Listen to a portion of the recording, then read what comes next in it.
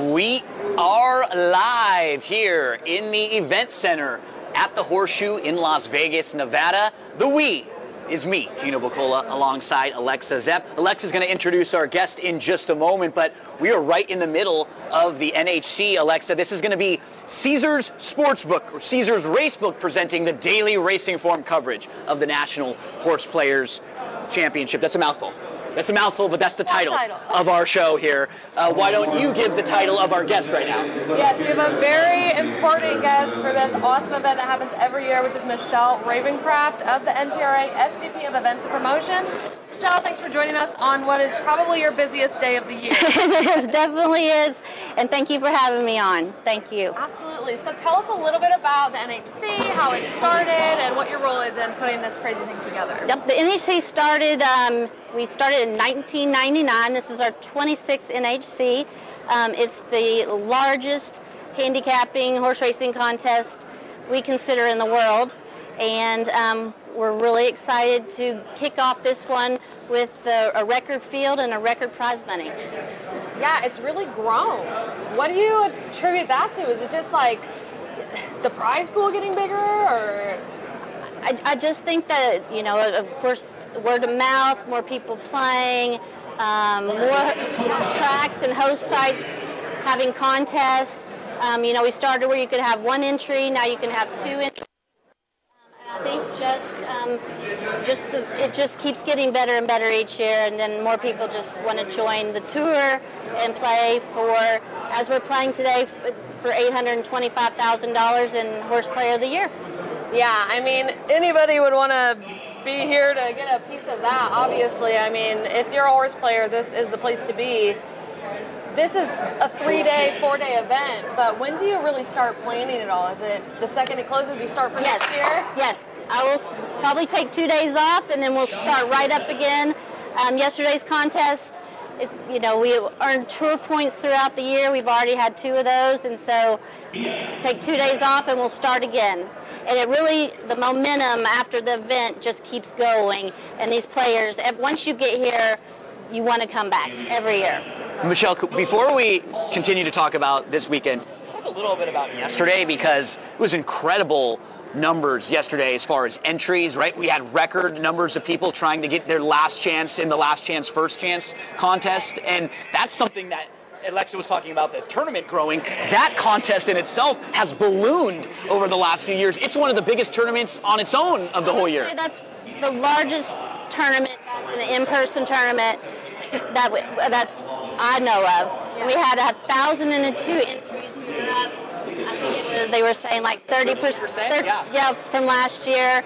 That contest too is, I think we're going to outgrow the space, but again, 35% of that field hadn't qualified to this one, so they traveled all the way to try to get to the NHC. So we got 32 spots for this year, and I think also 12 for next year. Well, and not just the spots, like that has a huge cash prize pool too. Right. Is it like 20-something thousand for first place? Yeah, it was about 27,000 for first place, and 150,000 total, and the rest of the cash goes straight to this prize pool. And when did you start with the NTRA? I started in 2003, so this is my 21st, I think, NHC. You've been here through it all. Do you have, like, is there 1 or 2 memories that really sticks out over all those years that's maybe your favorite? Every year is, I always say, like, going into this one, I said this one's going to be the best one ever. I do remember the year Michael Baychek, when we gave a cash prize of $1 million, and he won at the very last race, and that was pretty exciting. Yeah. But then, you know, the players now that we pay to the top 10%, and it's grown so much, we've kind of allocated the prize pool now, so it's a little bit not so top heavy. So. Michelle, It's been an incredible partnership with the NTRA and with all of the different tracks and websites and all the different places you can qualify along the way. I think I read like 33 places between tracks, ADWs, even like at the races with Steve Bick, different places that have qualifiers. That's one thing that I've been so impressed with, is you're giving chances to people all over the place. and giving the chances for them at their home tracks a lot of the time, Right. places they're familiar with, so they can feel comfortable and they can try to do what they do well, right? They know those horses, Right. that track. Know those. That's where they can qualify and come and play with the best of the best. The best, correct, yes. And it just we add new host sites every single year. We already have a couple new ones coming up for next year. So I think right. And then these tracks, they love having all these great horse players at their facility. And then most of them travel across the country to play in the tournament. So it's not just being close to them; they'll travel across the country to play. And Keeneland, Monmouth, Santa Anita, everywhere. So it's really awesome for an industry that sometimes people can argue is a little disjointed. This is something that really brings everybody together from all around, and so it's awesome. I love that you're still here and that you're still doing it, and you make this event so amazing. So really, thank you for that. Oh, well, thank you. Thank you. Yes, and thanks for having me. And yes, good luck to everybody here. Awesome. Thank you so Thank much. you. Hope it all goes smoothly on your end. It is. It'll be great. Busy weekend. So now we're going to be bouncing kind of all around. We'll probably have some guests pop in with us here and there, but we'll be watching the live racing, and then we'll be monitoring the leaderboard and seeing how people can kind of jump up and jump down.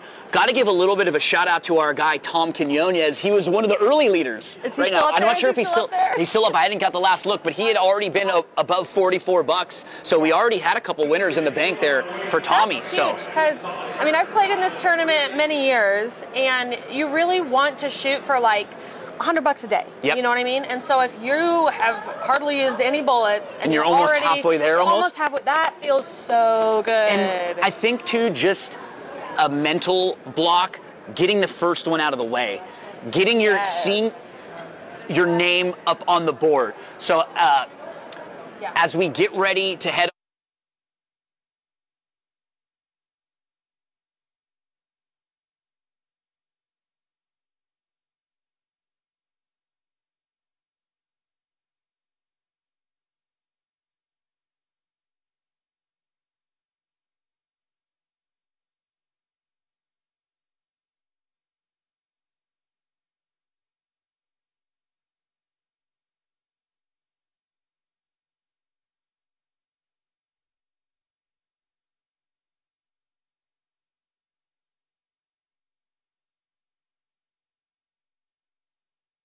I almost by default kind of get to show off as a horse who I hope they get aggressive with, because I think that's probably his best chance. Who are you looking at, or who would you play contest-wise if you were looking at a contest play? Contest-wise, exactly, because I do think the favorite, the 5, is a strong play in here, but I like the 8, which I think I'm trying to see the seed, I think 8, 5 to 1? 5 to 1. Sunny Spell? You got 5 to 1 on Sunny Spell? First time running in North America for trainer Graham Motion, and Graham's actually trained for me before, and I just know, I love working with him. He's so thoughtful about horse placement, and he does really well when he brings those horses in to North America for the first time. I think he's at a 36% win rate with almost a $3 ROI for that. So, I mean, this is clearly one of his sweet spots. So, I like that. The 4, Bourbon Thief, I think it's kind of lower odds. I'm looking at the... He's a major player, obvious contender. I'm going to take a swing with Show Off. He got shuffled back on the inside in between horses. He was kind of sneaky buried until late. I hope they get aggressive and try to put him on the front end, her on the front end. She used to show some early speed previously in her career, so she has that weapon. Let's see if they can get it to her with Pete Aiello, the voice of Gulfstream Park, coming up in just a moment as we get ready. Thank you all for hanging out with us here. They're all in line. And they're off. Good start at the inside for Tarnima, who heads off for the early lead from the top shelf. Sunny Spell looking to get over. Starship Boeing also looking to get over. Starship Boeing lands the advantage in the run to the 4 turn the first time. Sunny Spell comes away in second from Tarnima, who's a pocketed up third.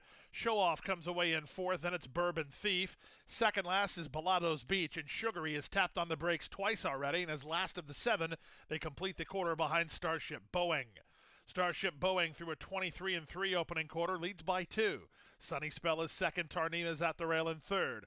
Covered up is Bourbon Thief racing inside of Show Off, then Balado's Beach, well settled second last for Joel Rosario, and the trailer is Sugary. 1 lap to go. They complete the opening 3 furlongs, and they have Starship Boeing as a target. 2.5 lengths better with 7 furlongs remaining. From between horses, it's now Tarnima, who's on the inside of Sunny Spell, and Show Off is 3 wide. Then back to Bourbon Thief. She's covered up and traveling well in this early stage here. Second last is Balato's Beach and Sugary Trails. They went to half in 48 seconds flat. These are legit fractions. They're rolling right along here. Starship Boeing and Miguel Vasquez, intent to make all, leads by almost 2. Sunny Spell is second and patient at that stage. Up on the outside, Show Off.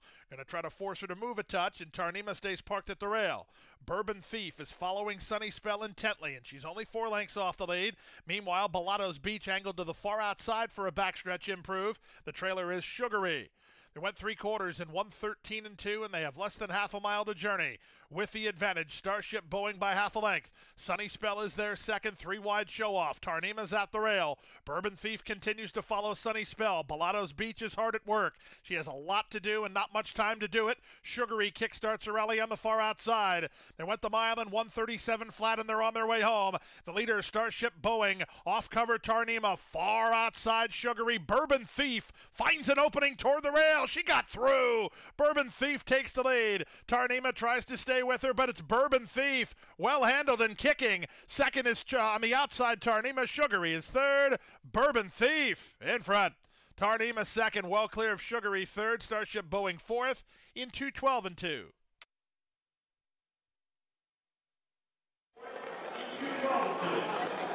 Four, 2, 3, 7. That is Bourbon Thief getting the victory there.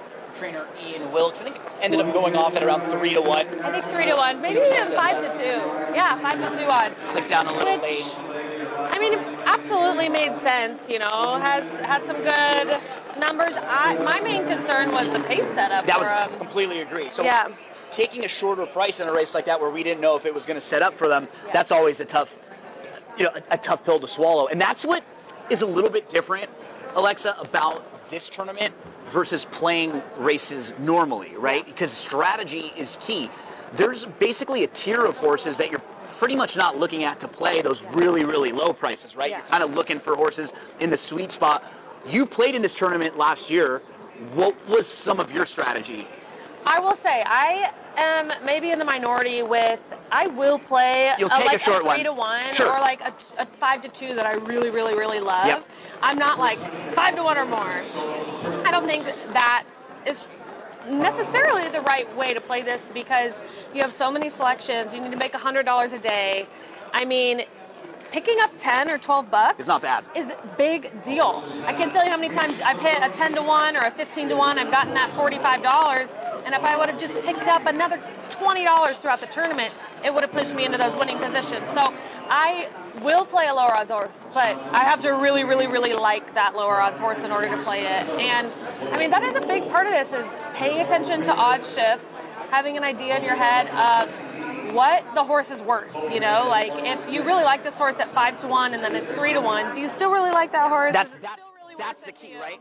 I wouldn't have a problem playing a 3-1, 5-2-ish horse if that's where I thought they should be, or even if they were over it, right? If I thought they were 4-5 and they're up at 5-2, 3-1, then I will go in. Because I think there's a key in some of these tournaments where you got to make sure that you're not just taking big swings in every race and getting nothing, because the horses like the ones we just saw win, they play more than like 3-1 in this room.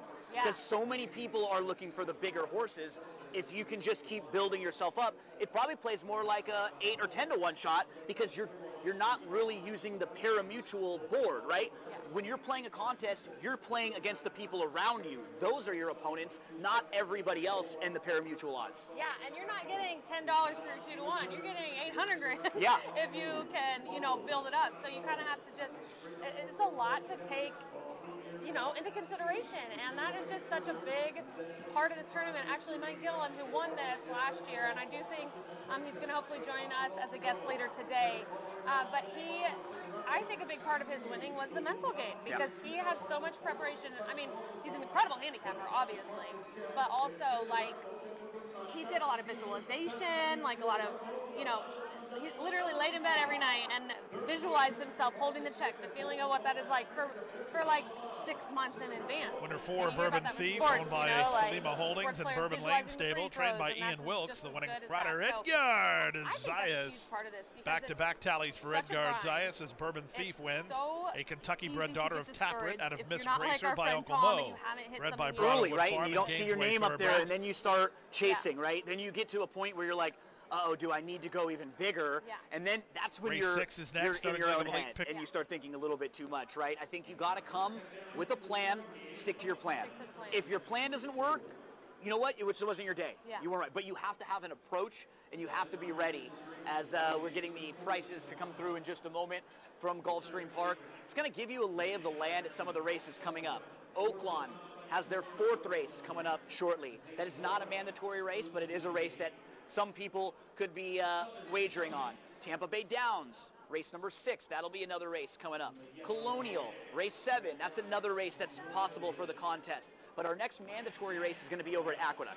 It's going to be race number 6 at Aqueduct, which is about 17 minutes away from where we sit right now. So when you're playing the contest, when would you feel like, okay, maybe I need to, these are the horses I was looking at. Yeah. I got to just go for the biggest prices now any trades. Like, when do you start feeling the heat a little bit? Not yet. We're still too early, Not right? yet. Like end of day tomorrow. Yeah. I mean, really, like, I know a lot of players wait and use their bullets towards the end of the day. I think there's advantage to playing early in the day too. Like, I don't think a lot of people do that. I think you're No. saying you get to kind of Yeah. catch and get an advantage in some of the races, some separation where other people won't have those same horses. and unique selections in tournaments mean everything. So if every single person in a tournament has a 20-1, it does not matter because you all move up together. No one passed anybody. So for example, when those hit in the mandatory races, it's devastating. sometimes if you don't it. have it, you're in trouble. But when you do have it, sometimes You're it like, doesn't "Damn, even everybody get had you it." that Yeah. move up that you were hoping for. So Yeah. like a big price in an optional race is really what you're looking for the most, because that could get you the most Yeah. movement up and down the leaderboard. Yeah, absolutely. And I guess we should set the stage a little bit for how this tournament totally is structured for any viewers who aren't super familiar with it. So it's a 3-day thing. It's Yep. a marathon.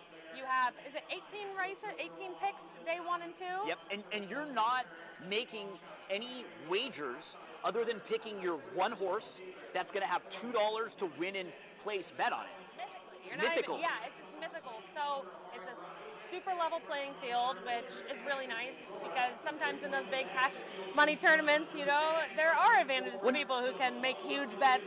Because if you're not used to betting with a big bankroll like that, Yeah. it's scary. It's a terrifying. Gina, I'll tell you, because tournaments is how I got involved in racing to begin with. And when I started, I had like angst putting in a $50 exact. Right. You know?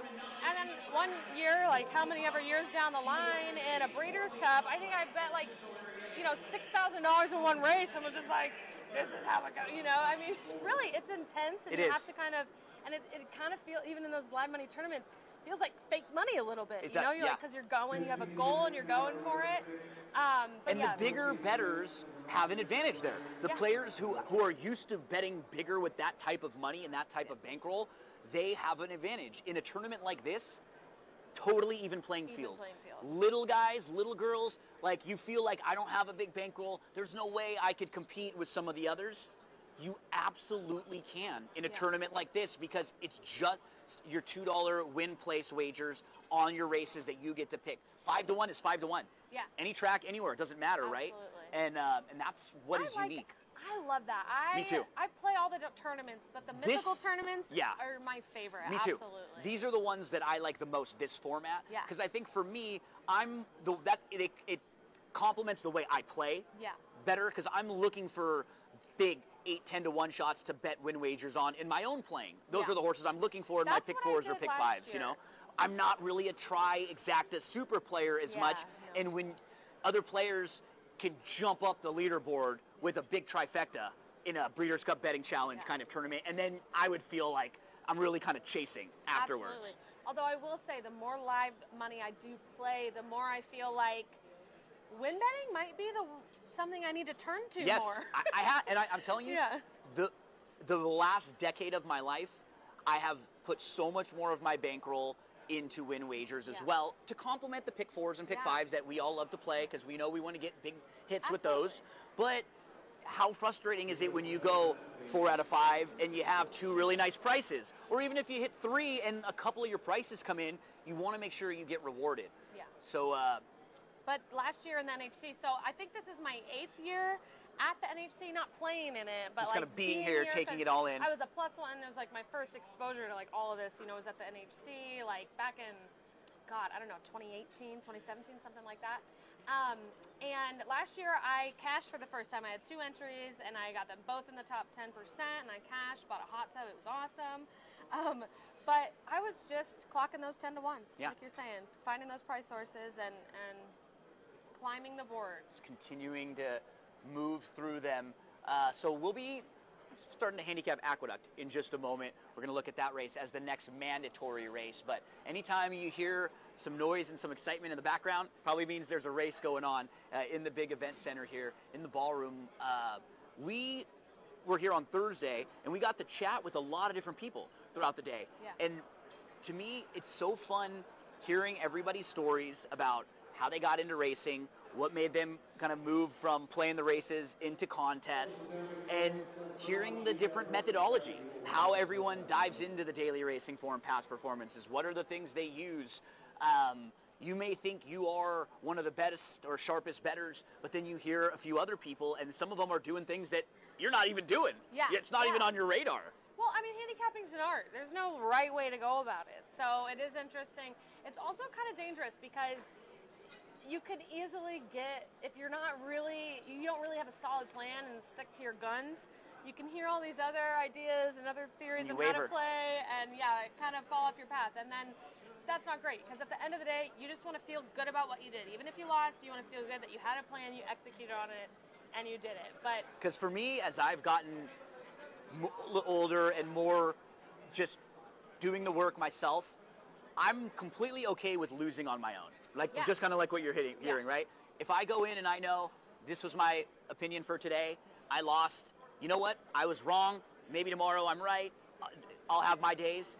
It's when you maybe change your mind based on something that wasn't your opinion, right? That's when you're frustrated and kicking yourself after. And I always recommend, like, you know, if you're watching a show like this, if you tune in and watch our daily racing form race previews, race of the day previews, our handicapping analysis, you and I do the Sports Grid show on Fridays. When I'm watching and listening to other handicappers, I'm taking in information to maybe use to like add and not necessarily subtract from my own opinion. Absolutely. Because, you know, don't ever let anybody take you off a horse. No, and especially if you really like a horse that's like a big price. You always want to make sure that you stick to your strongest opinion. Now, I might be looking at a race where I'm playing a pick 4 and Alexa brings something up that's not been on my radar, and all of a sudden I go, you know what? I got to add that horse on my ticket. I think that's the way I use information from other people in going, you know what? I might have missed that. I'm not going to completely reassess everything I looked at, but I could add a horse, or I could maybe make another wager to where if this horse wins, I'm not going to be sitting there frustrated ripping up my tickets. I think you got to handicap the handicappers too sometimes too, and like understand what you can take from everybody. I was at one of our women's summit events this last spring at Keeneland, and one of the women who's actually a really good handicapper and is learning came to me and was like, I really like this horse, but it's 30 to 1. And I said, then play. That's even more. And it won. Yeah. And I do think sometimes people get scared of the big odds at times. Especially when you're a newer player. Yeah. Because you look up and you're like, I like this horse. Be right if everybody, why is nobody else like this horse? It's scary. Yeah. And you know what? When you really trust yourself, just like you said, it's flipped the other way for me now. Yeah. Where I'm like, yes, I know I saw something. I know I saw it. And maybe some other people didn't spend the time, or maybe they didn't watch the replay, or maybe they didn't figure it out. But I'm going to go all in on this horse now. And that's, I think, the method, like in any form of gambling, especially one like horse racing where there's a high takeout, you aren't going to be able to bet every race and win. You're not going to be able to play every hand at a poker table and win. You got to pick and choose your spots. Yeah. And the spots that you like, you have to be willing and able to go all in, or to push most of your chips to the table in those spots. That's how the better players and the people who make a living playing the races, that's how they play. Yeah, I mean, you can't play every race. No. It's not going to work for you. You got to, like you said, pick your spots. Although this race coming up is one that nobody gets to pick. It's just mandatory. Everybody's got to play this one at Aqueduct. So this I'm interested in talking about because, first of all, I'm bummed because my favorite horse in the race, Scratch, I really had liked the 5 margin of error. And I think the morning line on him was pretty good, if I recall, 6-1. So I had thought I found a really nice contest pick. And now we have a couple of entries, so we're scratched down to 7 horses in here. But I don't know. I like the 1 and the 1A, and that sucks because I'm not getting good odds on the 1 and 1A. You know what I mean? Now, this was the race I was telling you. I was wondering if we were going to get some hunch plays because we have the number 3 is named mandatory. And this is a mandatory race. It's like, could you imagine if the 3 wins and you lose and you're looking like, are they trying to tell me mandatory in a mandatory race? It's like slapping me in the face, reaching out from the racing form with a hand like up and smacking me. But I'm not as much of a hunch player, you know, like, because when we're looking at the races as much as we are, there's going to be a ton of hunches. Like, I sing songs. There's a lyric for a song I like in every race. Oh, but get this. We'll play this for you later because we have we've done a bunch of really awesome interviews with people that are DRF customers here. And I did one with a guy yesterday, Joey, and he was telling me how he got hooked in horse racing. And he went to the track as a kid and picked 9 winners in a row based on the names. Oh, that is amazing. And I was like, do you still have it? He's like, no. And you see that with the beginner's luck sometimes coming to the track. So, okay, we've got 6 minutes at Aqueduct, and this is going to be our next mandatory race for the contest. So let's talk. Are there any long shots you like in here? Because it's a mandatory, you kind of have to play a little bit defensively. Yeah, so we'll scratch the 5 margin of error. That was the horse that Alexa liked, and I would have been fine looking at margin of error as a contest type play. I think where they sit right now, the 2 horses I would be between would be the 3 mandatory and the 4 Reddington. Reddington's at 7-2, so we're talking about, I actually don't mind playing a little bit shorter in a mandatory race like this too, because you know everybody's looking at this race. We want to get the winner here and be able to move up. What I like about Reddington, in his most recent start, he was chasing a lone speed horse. I think you can just put a line right through that race and play him off the races before that. He's been facing better. He's been in an optional 62, non-winners of 2. Now he's in against $50,000 claimers. You look at the horse that beat him 2 starts back, Yo Daddy O. He was winning with like a 95 buyer that day. Prior to that, he lost to a horse named El Grande O, who was a stakes horse last year. Luminaire was a really highly regarded horse. I'm just looking at the races that Reddington comes out of. He's proven at Aqueduct. He's proven at the distance. And I think this is a much, much softer group. So if you look at that February 8th race, so far, the 3rd place finisher of the race named Sheriff Bonko, he's come back in his next start, and he won with an 88 buyer speed figure. The 4th place finisher from that race came back in his next start. He won with a 93 buyer speed figure. And the 5th place finisher came back. He finished 2nd, but he finished 2nd because he was behind the 4th place finisher from that very same race. He also improved his buyer speed figure, and he had a 91. So if you're looking at the race that Reddington comes out of, I think it was a really, really strong race where he chased a lone speed winner. He didn't get much of a chance with the way that race was shaping up. And we've seen horses that have come out of that race all run way better than they did in that last one. I think it's a good spot for him, Alexa, at 7-2. So I would lean that way, even though mandatory is the better price, because I'm just concerned about the layoff for mandatory. Yeah. Hasn't raced since June. And when we dive into the Daily Racing Form Formulator, our database that goes over the last 5 years of statistics, you can get that whatever you click on the trainer's name when you're looking at the past performances. We can see that this barn, they've only been 2 for the last 46 off a plus 180-day layoff. And that is one thing, it's one of the hardest things to do in horse racing as a trainer.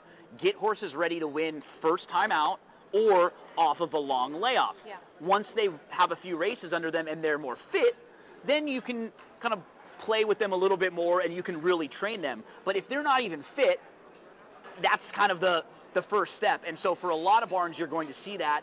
That's why I moved from the 4 to the 3 mandatory. You're doing some kind of on-the-fly handicapping now after you got rid of the 5.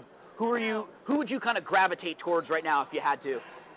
You know, if I am playing defensively, I'm not saying this is a great pick, but it is a mandatory race, and I agree with you on the 4. I mean, 4 to 1 is okay. That's going to give you what, $13, $14, maybe $15 if you get a long one in second.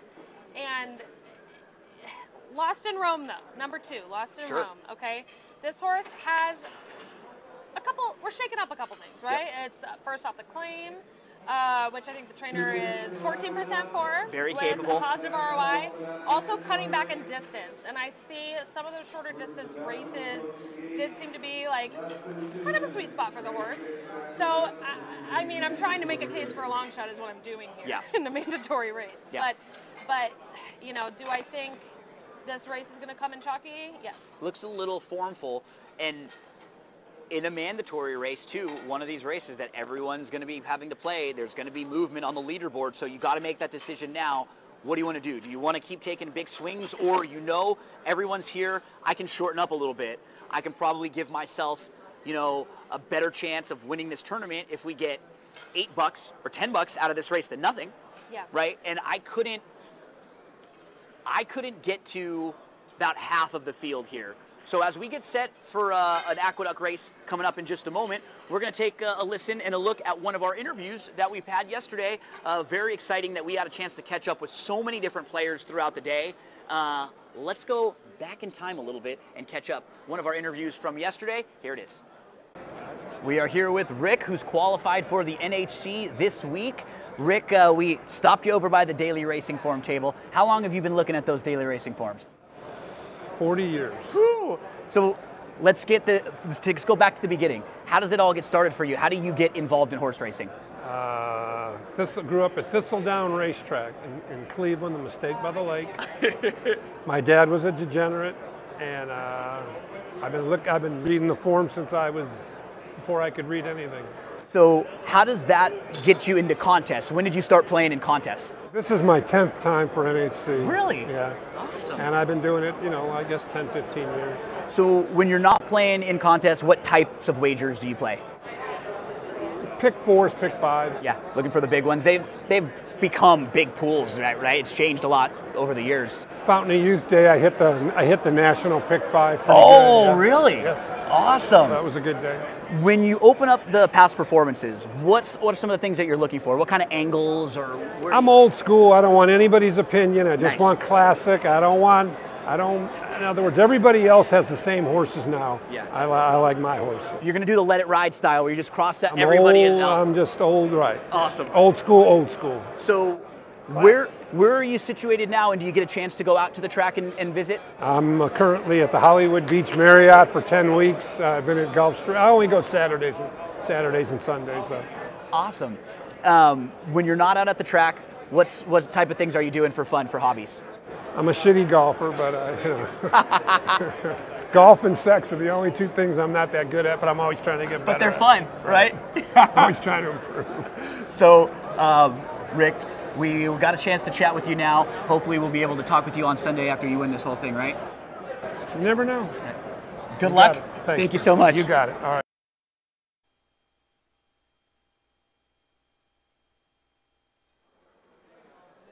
You can see, Alexa, one of my skills, I'm a quick changer. I can get in and out of this clothing really quick, change back into this DRF shirt. Was rocking the black polo yesterday. I do love that you're repping Yes. so hard. I have a pin, but... Yeah, I got the full Old Smoke shirt. You can catch this shirt at oldsmoke.com, get the DRF shirts. Cheap plug there for some of our DRF merch. So the field is now loading into the gate for race number 6 at Aqueduct. This is going to be the next mandatory race that's coming up right now. I went to the 4, Reddington, who's up at 5 to 1. That's kind of fair. You talked about a big price of Lost in Rome, maybe taking a swing if you were thinking about it. I might do it in such a small field because 5 to 1 isn't going to make or break the tournament, but 18 to 1 would. could be a big move for you right there. And there's so many people that are going to be using it because there's not that many options in this race. So following this Aqueduct race, we'll head over to Gulfstream. Their 6th race is coming up next. That's not a mandatory race, but a lot of people will be focusing in on Gulfstream Park as part of their contest races. So the Aqueduct 6th race is underway right now. We'll let you know once it goes official who was the winner there. Alexa, that interview that we just showed a minute ago, we have a lot of those different interviews where we caught up with players, talked about how they qualified along the way, what are the things they look at and use for daily racing form, past performances. So when all of you watching at home, when you see the leaderboard, for some of those names, you can kind of put a face and you can kind of have a little bit of a story to match with it. I know you had a lot of fun talking to some of the people you chatted with yesterday. I mean, I love the tournament world, right? That's such a big part of it is the community, the people, like all the people you see all over the country at different places, you know? Because it's funny, you're all competing against each other, but there is a camaraderie. There's so much camaraderie, absolutely. And that is the joy of it. That's what keeps so many people coming back. People coming back who don't have an entry, but just to hang out and cheer their friends on. So it's a great place to be. I think it's going to be chalky here is what it's looking like at Aqueduct. We have 1 and 1A. The favored entry are, they're right there late in the stretch. Got a little bit of a late run from Reddington, the horse who I liked, who was going to finish 3rd. So actually would, in the contest, get you a place with the entry. So the That's one. not going to shake up the leaderboard very much. We will, at some point, do some leaderboard checks and see what's happening. But I don't think that mandatory is going to do anything. No. So if you're someone who's playing in the contest, or if you were playing in the contest and you did not have unlimited potential, you would not be too upset at all, because the people who beat you in that race, all they got was an even money winner, so they're not going to move up ahead of you a whole heck of a lot. So $5, $7. Yeah, so you're rooting, when you lose, you're rooting for the chalks. Absolutely. Always. The big price horses are the horses that are going to do you in all throughout the contest, because in a room like this where there's 600 plus people and 800 plus entries, there's going to be people taking big shots in every race, always. So you want to make sure that you're going to get a few of them, but don't worry too much about a heavy chalk winning a race like this. Really, and you just can't worry about, other than a long shot and a mandatory, you can't even worry about a 30-1 coming in somewhere, because you have to do well on yours, because it doesn't really matter that much. You know what I mean? Like, not that many people will have it. A couple people will. At the end of the day, this tournament, the goals, what you have to hit, is always pretty much the same. Like, no matter, of course, if we have like a crazy bomb day on a Saturday when everybody's stabbing, then the scores are a little bit higher. But generally, you need to collect $100 a day, you'll make the cut. So if you just stick to that plan, it usually does kind of fall the same every year. Yeah. So next race that we may look at is Gulfstream Park, race number 6. It says post time right now at Gulfstream Park. They're kind of circling not far away from loading into the gate. Did you have any thoughts on this race at Gulfstream Park? A strong play? Anyone that was on your radar, or anything you want to add if you were playing the contest here? Gulfstream race 6. Let's see, this is a 5 furlong race. It's going to be quick. The 6 go win 1 is currently 8-5 right now on the morning line. What are the odds on the 1? Distinguished Gent is 20-1. Love it. I have this horse as being the best early speed in the race, second best ranked pedigree in this race, and pretty fit. So at 15-20 to 1 in a short race where anything can happen, hell yeah, I would be all over this one. Yeah, I think Distinguished Gent has a big shot to hit the board in here. Tried tougher last time out off the claim, now gets back to a more logical spot, going to be on the synthetic. How about the 2? Incoming was a little bit interesting. Just the debut effort wasn't bad. He was chasing and close up and then just faded. A lot of people like horses like this with that running line of just kind of an even running line and then expecting some improvement second time out. That horse is 11-1. I could see that being a possible play. Great price. I mean, what would you do with the horse like the 4, Classy War, who has been your defeated favorite back-to-back times, right? So he's burned money, but today he's actually a fair price at 7-1. Would you give him a shot back, or is he a horse who's already burned some money and you would say, I'm going to look for somewhere else? I mean, I don't love a horse that is disappointing repeatedly, but I also think the public probably overreacts from an odds standpoint to favorites. Yep.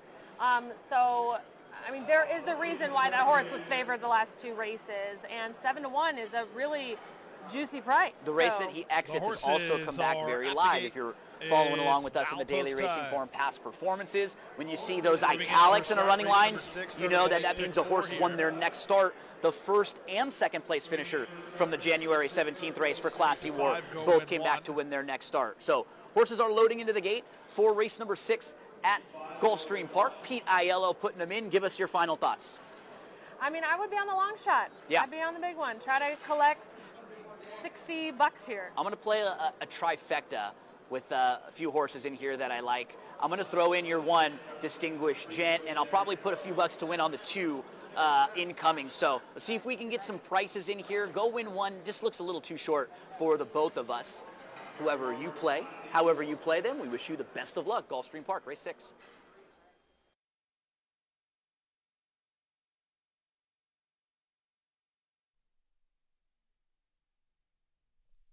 Riders off the 1, Distinguished Gent. Zayas tied back on.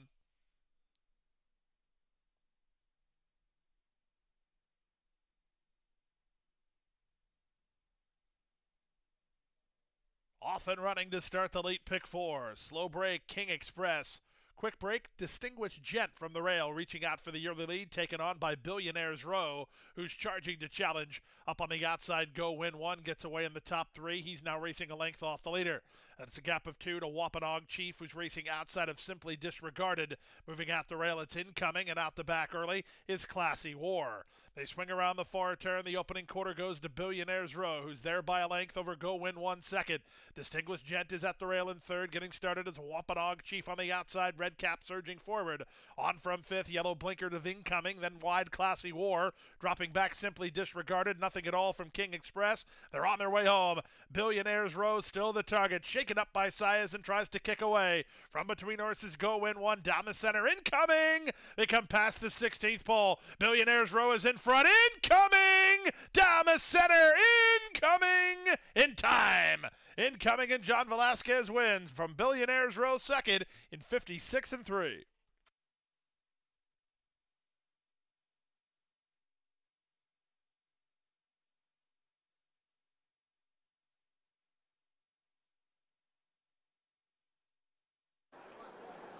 Incoming. Gino crushing it. Closing late. Incoming. Put him on the board. Where's Gino Bacola's name on the NHC board? Come Why on. are you not playing in this tournament? I told my dad this morning too. I said, you know what's going to happen when I'm not in a tournament like this. So I'm going to make sure the opinions that I had, I'm going to wager on them throughout the day, because I had a couple early odds that we did. So hopefully we're able to lead some of you in the right direction there. Incoming gets up. I think we saw like round 13-1 off odds. So that's what's nice. That'll kind of move you up a little bit on the leaderboard. Billionaire Row, unraced horse. First time starter. He had the separation and he got ran down late. And you could hear that's the best part of this room. Being in the room when there's a race where there's like a horse like on the lead and there's one coming and everyone's screaming and you don't know if it's going to get there. It's so fun. It's like when you're at any sporting event. When you're at the game and you're around the fans and the people there rooting. It's electric. It's different than when you're watching at home. And that's the absolute case when you're sitting in this room. You can't help but get a little bit more excited every time they're turning for home and every time we see another possibility for your name to jump up or to move back down the leaderboard. So there's nothing more exciting than hitting a big horse in the NHC. That feeling when you know you're heading to the top of the leaderboard or passing 100 people, you know, I mean, that's just what you're here for. So for you last year, you made the cut. And you picked up, I think, 10,000 was for everybody that made the cut was like 10,000. I brought home close to 24,000, I think, on the weekend, which was awesome. But there was a moment on the second day when both of my entries were in the top 10. Yes, I remember that. Because you and I, at that point, I didn't really know you very well. I know. So it's funny to think about, like, last year at that point, because it was a little after that we started doing stuff together. But I was like, I know her, but I don't really know. And I saw you up there, and so I was starting to, like, retweet the leaderboard and stuff from the accounts, because we were like, let's go Alexa. But It's been quite a different year for you and me. Now we're partners. I know, it's great. And I will say, like, I'm such a competitive person. I love being here. It's hard not playing. Yeah. I think I kind of was busy with all sorts of things and figured, I'll get to it. And then about a month ago, I was like, oh my God, it's in a month. I haven't qualified tried yet. and just didn't quite get there. But I plan to be playing again next year. When you come here and you're experiencing it, it's hard not to walk out of this room thinking I gotta come here. I gotta be back here. Because for someone like me, where I started really getting the itch was on Wednesday when I was driving in, and I was listening to a couple podcasts of people who had been at the NHC before and talked about it, and I was like, why am I not in this weekend? Now I'm mentally preparing myself to do the same thing. Have you ever been in it? Have you ever played in the tournaments? I've only probably played in like 3 online tournaments ever, and I always make a note to myself or try to remind myself, but we get so busy on the busy days covering all the stuff for social media, doing stuff for a few different places. The one thing I will remind myself, there's a lot of different days and times you can qualify. Yeah. There's absolutely going to be times where I may not have to have a busy day and I can be playing online in some theaters. So you want to make sure if you're watching this stream, you're a fan of racing, you're a fan of contests, you want to be here. You want to be in this room next year. It's absolute blast. But we've got another race coming up. Where are we headed? It's not a mandatory. Let's head to Tampa. Let's do it. Head to Tampa Race 7. Take a look. I think there's a couple interesting plays in here. Let me flip over to the PPs. So I'm getting not as good odds as I kind of wanted on the 2, Sir Oscar. But I like Sir Oscar because I love Kitten's Joy horses going long on the turf. Sir Oscar's by Oscar Performance, not his Joy, but Oscar Performance is Kitten's Joy. Has been out once and really didn't have an impact, but did have a wide trip. So I think should have learned a lot from that race. And again, motion is really decent with maiden second start and placing those horses. But 7-2, I don't know if it would be one that I use an optional on. Probably not. So the 5 is scratched, Sacred Fire. So now we have a field of 9 left in here. The 8, okay, win or lose, I just could never play this type of horse at 8-5 in the contest. Yeah. He's a first-time starter going long on the turf, where sure, he's a Chad Brown trained horse and has a nice pedigree, but we don't know anything about this horse really. Like if you were going to play a shorter priced horse, I would want it to be a horse that I felt really comfortable about their form. Yeah. I kind of knew what they were going to do. Yeah. They were maybe going to be a speed horse in a race with not a lot of speed. Definitely. This would be a horse that I would be trying to line up to play against in this race. Absolutely. I mean, I love baby races in tournaments because I do think a lot of players steer away from them because they're volatile, but they also produce a lot of good prices because they're volatile. And I think it's a place in these tournaments where you can pick up a unique selection. But another one in here is Magic Pathway, getting pretty good on 5-1. That's going to be my play, I think. Yeah. It was the horse, same sort of like even debut. Gets the fitness, builds the fitness up a little bit. Now the blinkers come on for the stretch out and the move to the turf. I think Magic Pathway is a little bit interesting. And right now, 5-1, that's a fair price. Yeah. You might hear the voice of Matt Dinnerman in the background right now. That's the track announcer over at Oaklawn Park. I love Matt with his ducks collection that he has. I don't know if have you seen the ducks collection that he has up there, like 1 billion of them. Great guy, Matt. I had the pleasure of doing some shows with Matt when he was calling stuff in Northern California. But Oaklawn Park, they had their only mandatory race a little bit earlier. Looking ahead to tomorrow, Oaklawn is a big part of tomorrow's mandatory races. I think they have 2 in the mix. Oaklawn race 9 and 11. So that's the last 2 of the last 3. Wow. So the day's really going to be rounded out with Oaklawn and Gulfstream. Yeah, and so if you're kind of already looking ahead to tomorrow, or maybe you're someone who's handicapping the races for Saturday, the Gulfstream races are going to play a big part. Also, as you were pointing out, that last section of the mandatory races is Gulfstream, Oaklawn, Gulfstream, Oaklawn. Yeah. So, those are really important races, the back end of those Gulfstream races. And you know what? They're going to be popular races because they're a part of the Coast to Coast Pick 5, I think, too. A lot of people will be looking at those and handicapping them. So if you're going to be playing along with us, or if you're going to be following along, maybe you're trying to say, okay, would I be in the contest? Would I be winning this thing and kind of doing your own contest at home? Those are some of the races you'll want to look at for tomorrow. Oh, and for everyone who didn't qualify, there's a free NHC qualifier on Sunday online, and I think this is cool. I didn't realize. I don't know if this is the first year they're doing it. I don't remember them doing this prior. They have the consolation tournament here for the people who haven't won or didn't make the cut. But yeah, it's for anybody who didn't get into the NHC at all. So it's all us losers, Yep. all us second string handicappers Thank you. over here get to play for it. And I think that's cool. I think they're going to give away like maybe 5 seats. Awesome. So on horse players. I'm going to be doing that Sunday. Heck yeah. And where are we headed next? Tampa? 2 minutes away? Tampa Bay Downs. So we'll be sitting right here. Magic Pathway, since we talked, that's how, when I used to be really confident in my ability and myself, because I'm not confident in my ability now, Alexa, you can obviously tell.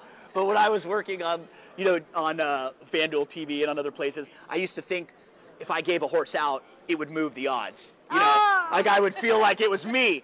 And unfortunately, since we started talking, Magic Pathway went the opposite way. So that shows you the impact I have nowadays. Yeah, but like, people, oh, he bet it, I'm canceling, throwing my tickets out. Yeah. No, I really do like Magic Pathway. The price is the range I'm looking for. Price is right. This horse has been at one time 5.5 furlongs, so this is a big stretch out. But by quality road, I really think he can handle it just fine. Training really well, like you said, adding blinkers for the first time. So I think this is a very attractive play at the odds. Got to give a shout out to the team we've got over here. We had all hands on deck today for the production of our DRF production. Shout out to Mike, pulling the strings back home, producer Rich, Alexa, here hanging out with me, was helping with some of the technical stuff too over the last couple days. But Lucia, I think Rich said Lucia has plugged stuff in and out of plugs, I think, more than anyone in the last couple hours. And Bobby helping us out. Bobby was wrangling a lot of interviews for us yesterday. Bobby just made a quick run to get some more equipment for us. So we have a small team, but we have an awesome team. Yeah. We do here, and we all trust each other. We help each other out. That's what it's all about. So Magic Pathway, 6-1. I'm in. I think I'm in on Magic Pathway. I think I'm going to be in on that as well. I mean, I liked the 2, but I can't see what are the 2's odds currently. 5-1 on Sir Oscar. Getting a little bit more playable. It is getting more playable. I think I might have to be on Sir Oscar at 5-1. Yeah, another horse too that if you're just looking for some prices. I would be standing at the terminal staring at the odds. Getting a little nervous right now. Down or up, because I don't think I would want to play him at less than 5-1. So you're waiting for to see. And that won't matter because then it'll go off and it'll be what it is. But we do on our DRF past performances have projected odds, which are pretty accurate. And you can see, I think it's based on the double pools. Is that what it's based on? Yeah. To predict what it will go off at. So they are projecting the odds to tick down on Sir Oscar to 7-2.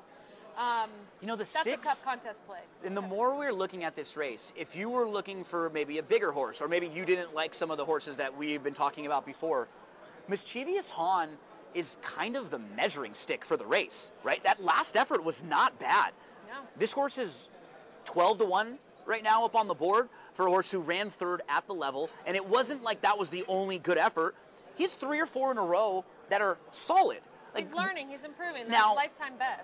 I use the word measuring stick because there are horses that look like they might be more talented, have more pedigree, have better pedigree. They could be a better horse down the line. But in this spot, in this race, Mischievous Han might be a little more fit, might be a little bit farther along. He, to me, would be at least like a try type of horse if you're playing this race exotically, yeah. I have a hard time playing a 5-time loser in a race with a bunch of first-time starters, though. I mean, that really is going to be tough for me. But as a long shot, yeah. I mean, if I was in this tournament, I probably would not use one of my bullets on this race. I don't think I love. If you're hemming and hawing a little bit, you shouldn't. Yeah. Right? Really love your picks. But if I was forced to, based on the projected odds, probably Magic Pathway. If I'm just betting the race, Sir Oscar. Gulfstream Park. We'll be heading over there next. We'll take a look at Gulfstream. Santa Anita will be joining the party in just a little bit. There's racing from Colonial, Oaklawn, Fairgrounds. All the tracks running live today. part of this big NHC. And our guests, we're going to have some really awesome guests joining us to handicap these races. Guests who've won this whole thing before. So, and we have some interviews and the player profiles that we interviewed a lot of people yesterday. So as we head up to Tampa Bay Downs, we're going to send it on off to Jason Beam, Beamy Awards for the rest of the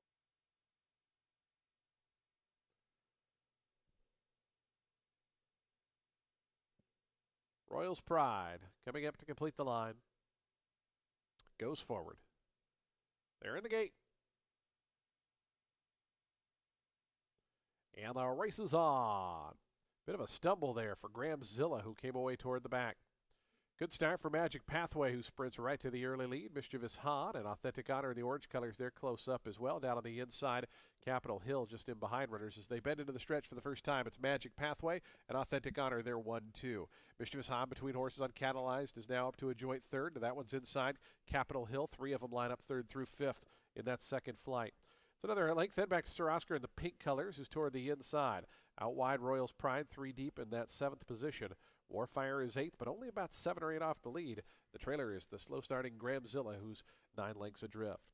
So they work their way out of the back stretch. Authentic Honor up to the outside of Magic Pathway to poke ahead in front. 23.93 was the opening quarter mile. Uncatalyzed, tugging into a good spot third. Just a length and a half behind leaders. Now coming up between runners to join them on the front end. Length and a half more. Back to Capitol Hill. Stays down toward the inside in 4th. Mischievous Han and Royals Pride. They're 5th and 6th at about 3.5, 4 off the top. Sir Oscar tries to move through down along the inside. It's 2 more back to Warfire. Still Graham Zilla last. 49 seconds flat for the opening half mile. On the inside, Magic Pathway. On the outside, Authentic Honor. Uncatalyzed. Now given the cue from third. Trying to rally up on the outside. It's a break of a length and a half back to Capitol Hill. Mischievous Han, Royals Pride there in that second flight, but is cast out 3 wide. They come around to the top of the stretch. Here's Uncatalyzed out 3 wide, coming after the lead, and Uncatalyzed surges to the front. Magic Pathway tries to kick back toward the inside. 2 more to Capitol Hill. Sir Oscar trying to rally up the fence. Uncatalyzed, the rider just lost the stick there.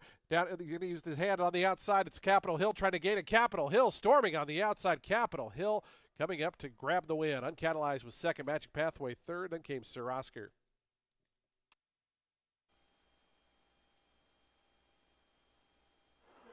One, 8-3. Capitol Hill runs by the favorite Uncatalyzed late in here.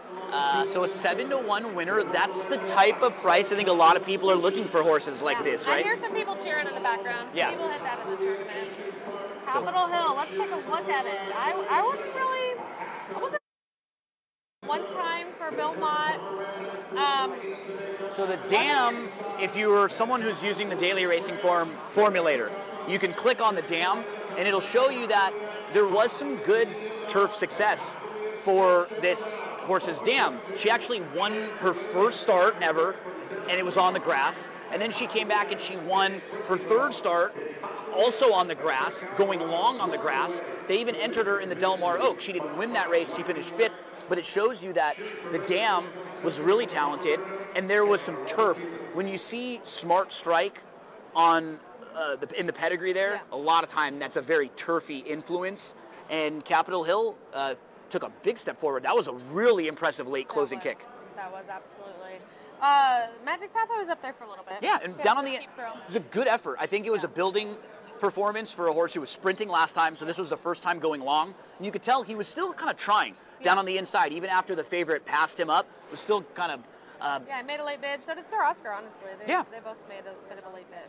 So race number 7 at Tampa Bay Downs will go official in just a few moments. We're going to have a guest join us shortly to help us handicap a race, but I believe we're going to bounce over to Gulfstream Park for our next race. I think we're looking at Gulfstream Park race number 7, which is 12 minutes away right now. Quick look up at the tote and a look at the odds at Gulfstream Park. Right now, the 6, Miss Vivienne, 3-1, a lukewarm 3-1. So in this race, you have, how about this? The 1 and the 2 are 7-2. The 4 and the 5 are between 9-2 and 5-1. And then the 2 outside horses are also in the same mix. We basically have 6 of the 7 horses in this field between 3-1 and 9-2. It's a really evenly matched group. What were some of your early thoughts on Gulfstream Park race number 7?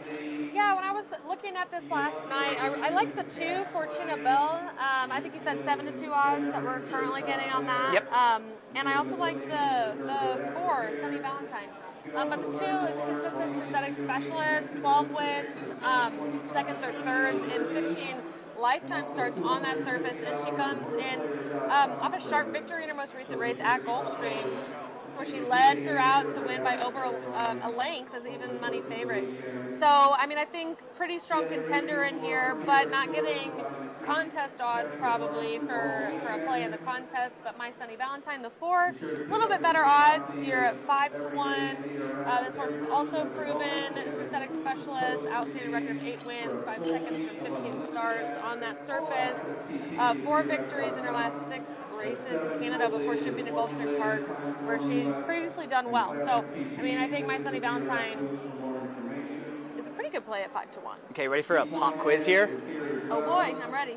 Do you know the definition of the word obstreperous, the number 7? No? Do you know what that means? No? I wrote it down because somebody's called me this before. Noisy and difficult to control.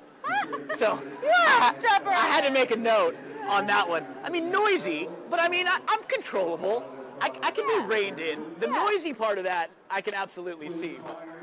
You know, only on my bad days You're am I just difficult to energetic. control. Yeah.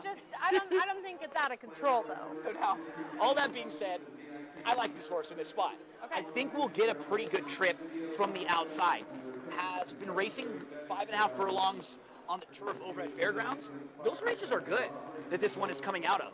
First level allowance races over at Fairgrounds. Now moves into the Jose D'Angelo barn. Size is going to jump aboard. I think this is a horse who could sit close, who could pass some horses, because right to her inside, Alexa, Miss Vivienne is pretty quick. Vindicate Cha-Cha is pretty quick. And then Fortuna Bella down towards the inside, also pretty quick. There are versions of this race where they could be going pretty fast early on, and it might set up for the outside runner. Yeah, I mean, that is part of how Timeform US is predicting this. If you look at the pace projector, it does have obstreperous. There you go. Obstreperous winning, kind of tracking the pace a couple lengths off, and then pulling on for the lead with the 5. Vindicate Cha-Cha behind. So you can see our graphics here. We've got the nice Timeform US graphics up here where we can have the field set.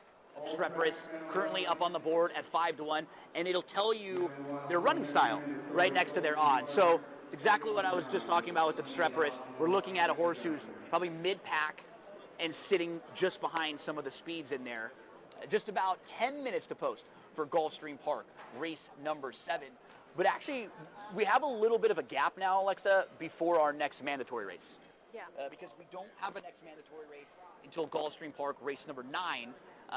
So not a whole lot yet right now. We do have an interview that we're going to be... Do not fret. We have some exciting stuff for you with Judy Wagner. Awesome. So we're going to get Judy, come join us. Judy set up. I love Judy. Everybody loves Judy. How you doing? Struggling. Oh no, don't say that. I got distracted and I missed one of my optionals and stuff. Oh, that sucks. Yeah. That sucks. All right, now tell me when are we doing? We're doing it. We are. So this, everyone, is Judy Wagner. She is the only woman to have won the NHC. She's an incredible handicapper. She's hilarious, got some quick wit. Judy, I mean, we ran into each other at tournaments, but we really met and hung out for the first time. Was it last summer or 2 years ago at Del Mar? Yeah, a year ago this past summer. Yeah, at Del Mar. We did a women's handicapping luncheon together, and I tell you, this woman is freaking hilarious. So I'm glad you joined us. Talk to us about generally your experience at the NHC. Obviously, you won it. When was that? 2001. I'm a barnacle. No, DRF was one of the leading sponsors at that time, and I was very much taught what a minority was because I was one of the very few females at the tournament, but had obviously great success.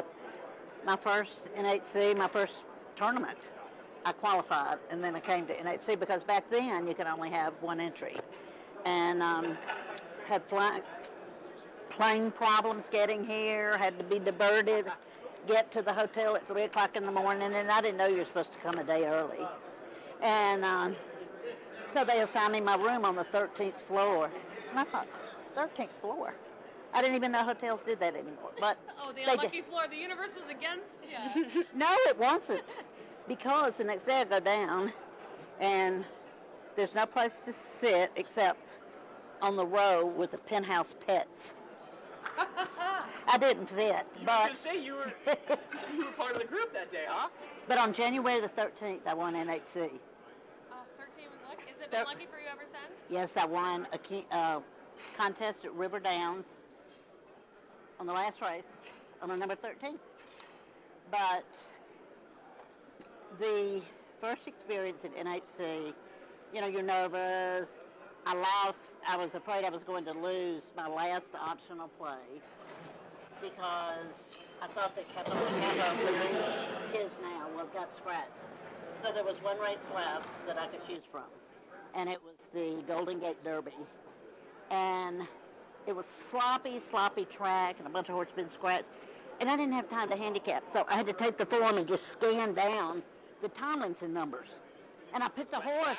I picked the horse with the highest Tomlinson number.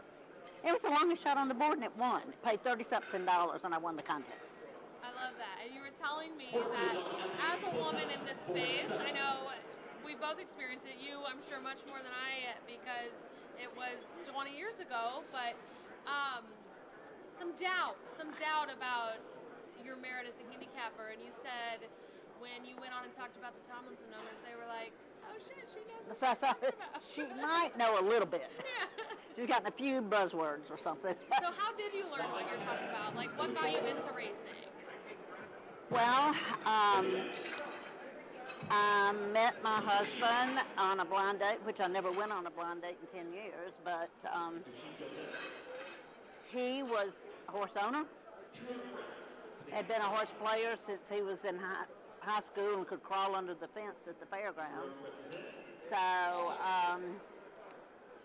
our life revolved around going to the races. And when you're at the races, so you got to figure out something to do. Yeah. And he was a sheets player at the time, and we go to the races, and he had bet $5 across the board and one horse every race.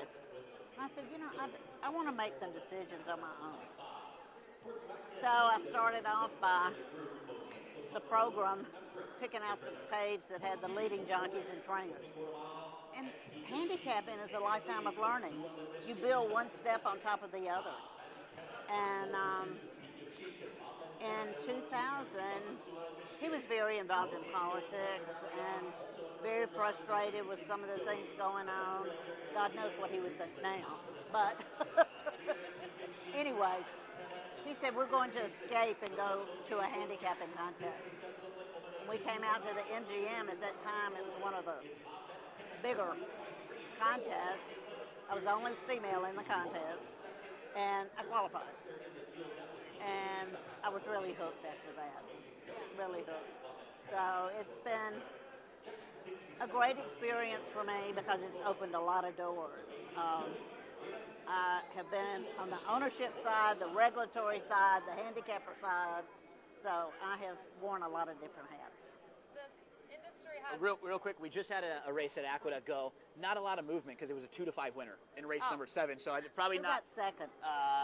Let's see, we had the 5 was an easy winner. It was tight for second. We'll pick up that placing in just a second. So you can pick back up with Judy, and then I'll give you the runner-up in just a moment. But 2-5 in race number 7 at Aqueduct. Okay. Yeah, was the 6 anywhere near? The 6 faded. It was yeah, it was. Okay. So it looks like No. Do you have any other we should be paying attention to? No, I haven't made them. Nothing made yet. 5-3. 5-3. Jackson Dixie at 8-1 in second. Not going to pay a whole ton because The surprise place, yeah. Yeah. But no, this industry is really broad. You know, we're here talking about the handicapping, but there's so many different aspects to it. Like you said, ownership, breeding, and the regulatory side, and you've been lucky enough to experience a lot of them. Is there one that grabs your heart a little more than the others, or? Well, I'm from Louisiana, and we have lots of issues in Louisiana as far as our regulatory side. And I felt like that I made some contributions. Unfortunately, they've not carried forward because, you know, it's my personal opinion, when you are regulating someone's livelihood, politics do not belong in it. And when you have a commission that's a gubernatorial appointment, you know, I felt like 14 years, I did the best I could. And, you know, I like that. There's nothing like being at the races and going and saddling a horse and then going and watch the horse run. I mean, I find a lot of pleasure in a lot of different sides. And, you know, I love being in handicapping contests.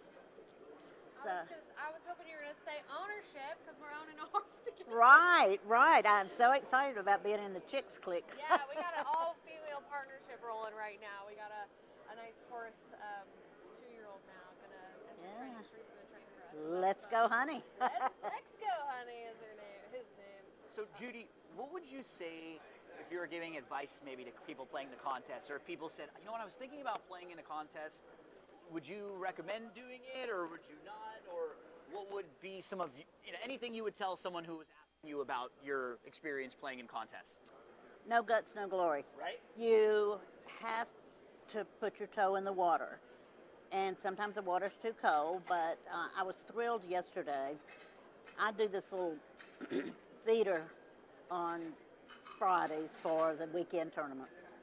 And we had a new member of our group that came in just a few months ago. And he's never been to the NHC. He's never qualified. And this past weekend, he won an entry into Last Chance. And he came out and he did fabulously yesterday. And he is playing in the contest. Oh, great. So I love, and he just said, I just got lucky. Well, if you saw what was in front of him, it was obvious he had spent a lot of time handicapping, analyzing, whatever. So, I would encourage, you can never be afraid to have a zero. Yep. You can never be afraid to have a zero. Because that's the one thing, right? You see your name on the board, it's got a 0. Okay, it was a bad day. You lose. Like, Right. You can't build that up to be such a big thing that you're scared of how to play. You cannot let that control your mind. Yep. You've got to believe in yourself that, give me the next race. Life is through the windshield, not the rearview mirrors. And that's what's a little difficult about this tournament versus like every day at the track. It's very easy on a random day to just say, you know what, today was a bad day, there's tomorrow. But when you have a tournament like this that's only once a year, and it's like you have one bad day, then you're or a couple bad races, you start beating yourself up. You've got to remember, though, you're trying to make the cut, and then you're trying to make the final table, right? It's steps. So making the final cut, you're never too far away from that, right? You're only a couple horses away, so if you still have a few, you still have a few chances. Right, absolutely. And I encourage people to just put that race behind you and go the next one.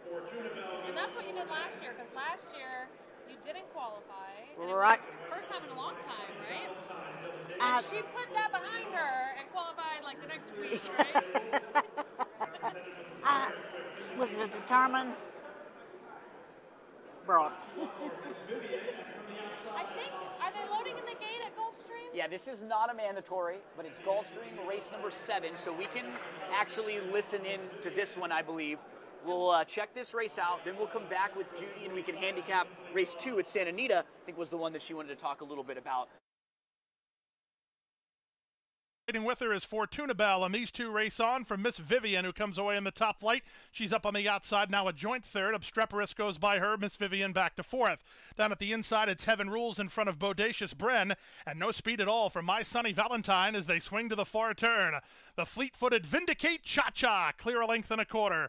From the outside, Obstreperous is now second, back to 3rd, Fortuna Bell. On hold while 4th is Miss Vivian, angled for a 1 is Heaven Rules. A gap of another 2.5 to Bodacious Bren, and My Sunny Valentine a long way last. They reach the top of the stretch. They're less than a quarter of a mile from home. Vindicate Cha-Cha does what she does best, but she has plenty of work to do. Heaven Rules and Leonel Reyes swung to the center. Farther out and obstreperous. They're an eighth of a mile from home. Bodacious Bren starts to lift on the grandstand side. Heaven Rules has reached Vindicate Cha-Cha. Heaven Rules, Vindicate Cha-Cha. Out of time, Bodacious Bren. Heaven Rules. Heaven Rules gets the job done and springs the upset. It's close for second. Either Bodacious Bren or Vindicate Cha-Cha in 56. And 1-5. I gotta say, I think Mrs. Bacola is watching this live stream right now, my mom. Those are her numbers. I'm not someone who plays numbers, but she boxes 1-3-5. Those are her numbers, and if she's watching, she might have hit that thing right now at the big price. I was going to say it was 15 to 1. That'd 15 to 1 winner. Bodacious Bren, who was the second place finisher, was 7 to 1. So you could get some really, really nice payouts here with those top two.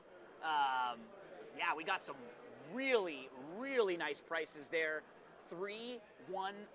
Mom, send me a text if you hit that thing. I want to know if you're going to be able to send me some money for dinner tonight. Yeah. Oh my goodness, well, I heard some people cheering in the room, so I expect at least that to shake up the leaderboard a little bit. Oh, it should, because you get a pretty good place price on that, the second card. Because of the big winner. So there'll be a lot of movement. Right. Anyone who had one or two of those horses, Gulfstream Park race 7. Remember, the next mandatory race is at Gulfstream Park, race number 9. So still a little while before that next mandatory comes up. But I think we want to talk a little bit about the upcoming race at Santa Anita with Judy. Well, just one quick thing. The people that didn't have that, put it behind you. Yeah. Move on. Yep. I mean, don't fixate on how many people did have it. Right. You start looking at the leaderboard and it gets in your head. You Yeah. know, like long shots and mandatories, you still got to put it behind you and move on. But Right, they're a lot more but devastating than a long shot. Absolutely. Absolutely. So, Judy, your home base is Louisiana. Correct. New Orleans. But you do some traveling. I do. Take us to your favorite tracks and where you go throughout the year. Well, I spend a good bit of time during the Del Mar meet in Del Mar. And part of that is I've made wonderful friends out there. And my primary residence is New Orleans. And who wants to be in New Orleans in July and August? So the worst thing is when I'm out there, if a hurricane comes and I can't get home, you know. But I enjoy, you know, last year I loved the Belmont being at Saratoga, and I'm going back again this year, yes. So, and I have really enjoyed going to the smaller tracks too. I've given up on the Derby. I did that about 20 years in a row, and so I passed on that now. I'm going to piggyback what you said. Some of my favorite experiences have been to the smaller tracks. They really appreciate you showing up. They treat you really well. They are like some of the nicest places you've gone. I think for me, Emerald Downs was one of them that I've been to Emerald Downs, and they treated me like a queen. Same never thing. been there. They had a breakfast with Gino plotted out that they asked me what I wanted. Everybody was eating my bacon and eggs because that was like the special meal. It was unbelievable. And then the layout with Mount Rainier in the background, it looks to me almost like Santa Anita with that picturesque background. St. Gabriel Mountains. It's just incredible. And really have the backdrop with there? Mount Rainier, oh, it's one of the best backdrops that you'll see on a clear day. It is incredible. And what's cool about their track, it reminds me a little bit of like Canterbury, where on the weekends, on like Thursday nights or Friday nights, everybody from the town is at the track. See, I wish that we could get back a little bit to having family days, give away water bottles. You know, people would line up halfway, you know, to the county line and give away a cap or an umbrella or water bottle. I really miss that. Yep. But we had a family day in Kentucky at Red Mile. They still do that. There you go. Yeah, Red Mile's a harness track. And there were, I hear a lot of people screaming. There's some long shot coming in. Okay. Yeah, they had camels, cannon racing. The exotic, we had that at the fairgrounds a couple of weeks ago. The exotic animal The races, yep. Yeah. That is so fun. And you're right, like getting the whole family there, getting more people involved and exposed to the sport. Well, I have my oldest 2 grandchildren are early 20s, but back prior to a lot of the happenings the last few years, Del Mar had a great infield. It was almost like a camp. Well, they did have a camp. Yeah, the Waikiki, they used to have that as yeah, a kid. because I throw my sister in that camp when we went down there. Yeah, I put all of my grandchildren there. But, I mean, did sack races, you know, all that kind of stuff. It was a nice way that the family could take a picnic or, you know, whatever. And you know, you hear of people that are closer to my age, you know, getting their start by being drugged to the track and, you know, you played on the swings or whatever. So. All right, well, let's check out Santa Anita. I think we're 9 minutes away from race number 2. So, Judy, what do you do in a race like this where you have a 1-9 favorite? There's a Bob Baffert train, number 1, Seismic Beauty. You have Bob Baffert, Juan Hernandez, so a top trainer, a top jockey, and, you know, a barn that does really well with horses like this. But at 1-9, that can't be a horse you're looking at in a contest, is it? No. Yeah. No way. I would look at the 4 as a long shot. That's what I mark. There's no logical reason for that, but being no real logical reason for calling that, you know, the long shot, but still. So some of the interesting things too about the horse that you're mentioning, Fayette Fox, who's 41-1 right now up on the board. There's an angle that you can use sometimes when you're looking at a horse like this called the toss 2 angle, where if you look at her last 2 races, they're a little disappointing. They were right before a layoff and right after a layoff. So a lot of times you can be forgiving for those and you can kind of excuse them. And if we're playing her off of, you know, 3 starts back, where she's running second at Santa Anita, 4 starts back, she's running third behind next out winner Sugarfish. Those races are really solid. Judy, those could stack up with this group. Right. And, you know, Bob Baffert is an excellent trainer. He's tough to beat. But I have several times in contests, I have had success because people will naturally bet him. And they'll bet Juan Hernandez, too. I mean, he's, you know, leading rider. He is somebody. And when my family or friends come to visit me at Del Mar and they know nothing about the races, I said, pick the leading jockeys. And I know every time Flavian Pratt wins a race somewhere, my sister-in-law calls me and said, did you bet that horse for me? Every time. Before he went, you know, he went east, they would come out and she just bet him every race. And she'd come home with $4 or $5, you know. So. Well, I agree with you guys that Fayette Fox has, you know, some promising upside here, you know. Like you said, promising form in similar allowance races last spring. Also has really solid work coming into this. We got something happening. Somebody's screaming. I love it. I love the energy when you have a horse coming in the lane. So in this race too, Judy was pointing out, you know, the Bob Baffert horses you could maybe beat. This particular horse was beat last time as a 2-5 favorite. Yes. And ran second. So we've already seen this horse be a heavy favorite, not get the job done. Even in the career debut, when losing, was only 5-2 that day. So has twice been defeated already at short prices. Right. And he seems to have a pattern. Win second. Win second. So is he up for win or second? For real. I mean, at 1-9, I don't think this looks like a 1-9. No, it does not look like a 1-9. There's plenty others in here. I mean, let's talk about the 2 for a second. You know, 3-2 morning line, currently 5-1. I mean, running really competitive numbers. Well, just compare. This is a 9-time winner. Yeah. Compared to the 1 who we've talked about is just 1 for 3 with a couple disappointing efforts in the other, and maybe wish they all could be wasn't supposed to be regally and royally bred like the one, or maybe wasn't supposed to be as good of a horse, and maybe even down the line she won't be. But right now, she might be a lot fitter, right? A lot better of a horse now than the one, is and could be a little better down the line. So I always like looking at horses like this too, who kind of under the radar, right? Kind of just flying under the radar because they're not the big barn. But you look at the 2-horse. It's never been out of the money at the distance, right? I don't think. And it's won, what? 3 of the 7 going, 9 out of 10.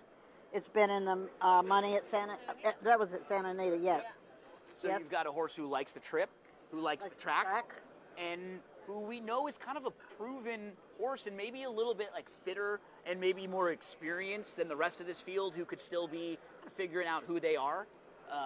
And hats off to Royalty Stable that they can still have the horse running it as a 7-year-old. Right, and even off of that last effort, if you're just looking at buyer speed figures, that was a career best for her at 7, just a few starts after being claimed for this new barn. So and for the new trainer. So wish they all could be, who was much shorter on the morning line with all that money coming in on the one, Seismic Beauty.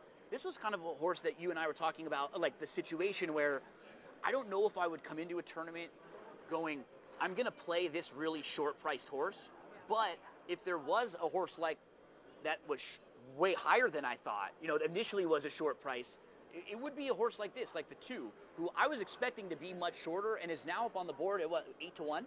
See, I never anticipated that it would be. Me neither. I didn't even think this would be a playable type horse, right, Judy? Unless I saw the 8-1, I probably would pass on this race. I would not pick this race for an optional race. It's probably not a good race for an optional play in the tournament, but also the live odds currently on Mirinda. The 4 or 3? The 3. 6-1 morning line, currently 21-1. I mean, this horse would definitely need to improve, but has really good recent workouts as a bullet, 4 furlong drill, fastest 72 works.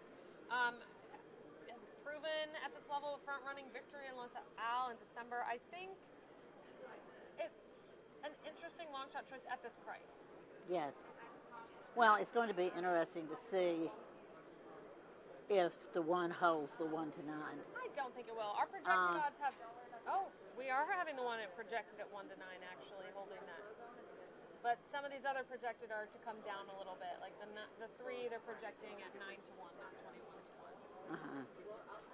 So what are they projecting the 2 to be? 5-2. And this is a feature on DRF past performances on the formulator feature. So when you're just looking at the races on race day, they'll give you the current odds and then the live odds and projected odds. So if you're trying to, think what price is acceptable for you on certain horses, this is a great tool, because a lot of the times you can see, okay, this is probably going to end up right where I was hoping, or you know what, this is going to end up shorter than I would have liked. I'll go for a different race where I could find something more in my range. Well, it's been frustrating. Yesterday I had 2 horses. They were going to the gate. I mean, it was late changes. I bet it at 11-1, and it wins at 6-1. Just brutal. Awful. And so hard to deal with in a tournament. Well, it's really frustrating. So I am not a fan of the computer-assisted wagering. Okay, so what's your strategy the rest of today in the tournament? Like you have money on the board. Yeah, a little bit. How much is on your ticket? Oh, maybe $25. $25. What's your goal? $100 or? 80 to 100. 80 to 100. That's a good goal. And you have most of your optionals left? No, I played 4 optionals. Played 4. And how many are they giving you this year? Is it 12 or? I think it's 7 of that. No, wait a minute. I don't know. It's different than normal. I think they've changed it. 1, 2. You get 6 mandatories. I don't know what the option, because I didn't qualify. I didn't look at the number of options this year. Changes the formatting a little bit, but it's more than 7. It's maybe 8 or 9. Yeah, the less mandatories today. I think a little more tomorrow, and then some more optionals along the way. So we're only 1 minute away from Santa Anita's second race right now. Judy, it's been such a pleasure chatting with you and getting to know you a little bit. Thank you so much for sharing some of your insight with everybody, and we wish you the best of luck the rest of the way through. Well, thank you, and I just I just encourage anybody to give it a try. It really is the social side as well as the mental challenge of trying to handicap and win. So, you know. It's a great place to learn, though. There's such a good community of people. Even if It you're is. win, you're learning, you're meeting people. I mean, they have a table of wonderful people every year here, and it's just a great reunion. And that table transferred over a little bit to the Clips Awards. Yes, it did. We all went to the Eclipse Awards together. Yeah. Making lifelong friends at these tournaments, right? Yes, yes. And see, I started playing racing probably when Alexa was playing in the sandbox. I was playing racing. Judy, thank you so much. Oh, you're you fine. have a great rest of your weekend. Thank you. That was so much fun chatting with. First couple have gone in.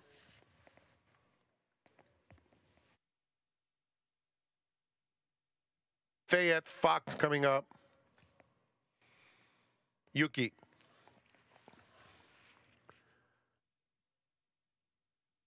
They all could be.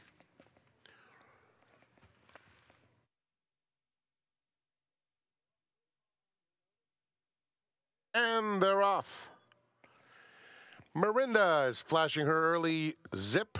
On the outside comes Yuki in second. Not the greatest of beginnings for Seismic Beauty, who nonetheless able to get third.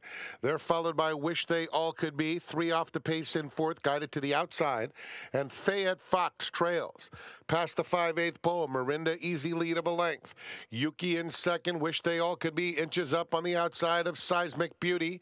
And Fayette Fox is 3.5 off the lead, heading toward the 3/8 pole, where it's Mirinda and Edwin Maldonado just in front. Yuki applying some pressure. Wish They All Could Be. Seismic Beauty is down on the inside. Fourth, has run, needs room. And outside of her, Fayette Fox. At the 5/16, Mirinda still there. Wish They All Could Be. Seismic Beauty is down at the rail in third. Then Fayette Fox. Yuki drops out, top of the lane. Mirinda behind her. Seismic Beauty still awaiting room, trying to get through a narrow opening. And now fully extended in second. In the meantime, Wish They All Could Be. And Fayette Fox is running a big race on the outside. Wish They All Could Be. Fayette Fox. Wish They All Could Be. Fayette Fox. Fayette Fox. Big long shot goes away to score under Raylu Gutierrez. Wish They All Could Be. Then a battle between Seismic Beauty and Mirinda.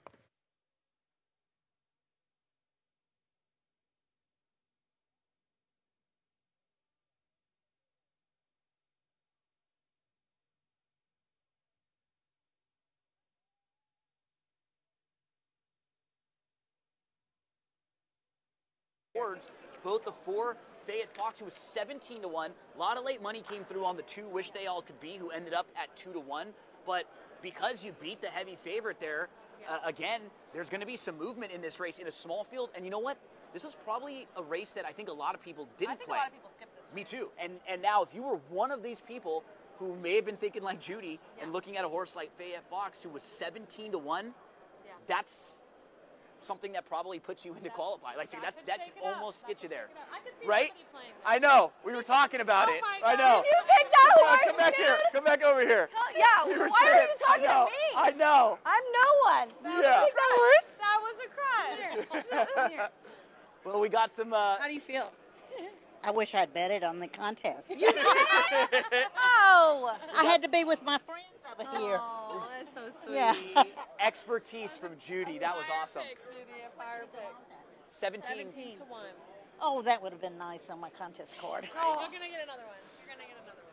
Well, Judy's seeing the ball well today. This is one of the this is one of those horses that once you look at it, at first I thought, what was she thinking? This horse lost by 20, and then I started looking at it, I'm like, this totally makes sense. It works. I mean, yeah, it makes sense. But we've done some musical chairs here, as you can see. We have a new guest, Rachel McLaughlin. You're a Racing woman Rachel. who does Come on. everything. I do. I I was like, love I everything. don't even know what your title is because you just do it all. Oh my gosh. Well, my official title is production manager and racing analyst. Okay. But yeah, I produce the show in Indiana, and I do, social media. I manage our social media, and I also do sponsorship sales, and I help with marketing. I mean, I just help pull off everything that we need to do. Tammy and Eric do a great job of coming up with some of our contests and stuff, and then I just pull the trigger. Awesome. So for those of you who don't know, you're spend most of your time at Horseshoe Indianapolis, right? Live there, Yep. helping provide everything. And over the last few years, the racing product there has improved so much, and like the wagering menu and all of the better friendly wagers, like it just seems like things have really changed in the last 5 years or so because of some of the management and the people in charge. Yeah, you know what? Eric, he's a great guy and a great friend and even an amazing boss, and I call him the golden boy. Like, he'll come up with these ideas, and I'm like, dude, why didn't I think of that? That's so obviously such a good idea. So I think switching the post times around, staying off big days. Every time I talk to the boys on FanDuel, Dave and I were just talking about the other day, it's like Tuesdays and Wednesdays, you're like, oh, I'm looking forward to Indiana because it's, you know, really good racing and it's in the middle of the week, and then everybody can kind of focus on the other tracks on the weekend. So we start in a month. We start April 15th. I'm like, I can't believe how fast the off season goes, man. Yeah, it does. So are we gonna pick? I want to pick a 17-1. I know. I know. What's our next race? So we have Gulfstream 8 coming up in 8 minutes. We can take a look at. Yeah. So remember, the next mandatory isn't until Gulfstream 9, so still got a little bit of time for those of you who are kind of following along with the contest and the mandatory races. If you're looking and watching us, you can see the graphic for the field coming up at Gulfstream Park. What were some of your early thoughts as we look at this group, Rachel? I don't have Gulfstream. Someone hand me Gulfstream. I don't know how I didn't grab it. Yeah. You have a form, or we can look at these. Yes, PPs here we go. No problem. So, all right, taking a look. Yeah, so we'll give Rachel a second, as I literally just handed her the What past a performances. gentleman. She's not a computer. She can't just process it instantly, so I'm pretty quick, but not that fast. Rachel, you just looked at it. Go. Chivalry over here for me. What a nice gentleman. guy What I a am. gentleman. Absolutely. So, Alexa, let's start with you here at Gulfstream Park. What are some of your thoughts about this 8th? Well, I mean, again, we've got a heavy, heavy favorite. We've got a horse projected to be 1-2 odds, upstanding, who's going to be the pace setter in here. And what makes it hard, too, the 2 is scratched. Catalytic probably would have been a major player in this race. That horse is out. All right. Yeah. Good to know. I think this one looks really, really strong. I don't know if it looks like we have a weak favorite situation like we did in the last one with Judy at Santa Anita, but God's Timing is interesting. The 4 horse at currently 7-2 odds, projected at 9-2, so it might be a little bit longer. That horse is fit, has some good overall speed in the race. So I don't know. What about you, Gino? Do you have any insights in this one? Yeah, one of the horses who I kind of looked to, I thought the 7 Tennessee Lamb would run pretty well in here. You kind of go through the most recent races. I think you can be forgiving because the last race was on the turf. 2 starts back was on a sloppy track. Won that day. But if we're looking at the fast races on the dirt, they're very good. You know, even the wet track races. So I think this is more of a main track horse. Yeah. We could probably just put a line right through that turf race last time out. And now he'll go second start back after like a 3.5, 4 month layoff or so. I just feel like he'll be forwardly placed and he could be fit. I think he'll be in the mix here throughout. The only one you guys, did you talk about the Thor? Because no, I was not trying really. to figure out. Okay, so this horse, I think, I'm normally not one to pick, you know, horses that have been running. You gotta kind of see how they do, but this is a horse that's the case. Has ran a couple times at Gulfstream Park, has done pretty well, missed by just 2 lengths going 5 wide. I mean, that didn't look like a very good trip. I obviously haven't had time to look at the replays since I just sat down and I'm making this up. But you're right, I did. So it was a wide early move. Okay, so. I mean, I see the comments, so I'm assuming it was. But then what a trip in that debut in January 16th. So I think this one, I like how spaced out they're giving this horse time, you know, to kind of get used to it. And I think this one will be an interesting one to pick it. And honestly, obviously I have your pages, so I agree. Tennessee Lamb, right? Exactly. And I think if you put all of those horses that we just mentioned together, it'd be a nice try. Absolutely. Oh, it will be a nice try because, again, I really am worried about the favorite, but you can get some nice prices underneath. A couple underneath. The 4 was a logical horse in here. I can see people using God's Timing. It's a pretty good effort last time out. You actually see Timeout in a couple of the running lines here. Timeout went over to Tampa and won their next race. So we know that was a sharp race these horses are coming out of. I probably would want a little bit more of a price on God's Timing, who's all the way down to 5-2 right now. 5-2, that sucks. Yeah. I don't like that. It's a little bit short. And I think Ray Lou was on the last horse that won that long shot. But why don't we just go ahead and put all of our money on the 3, seeing how it's 21-1?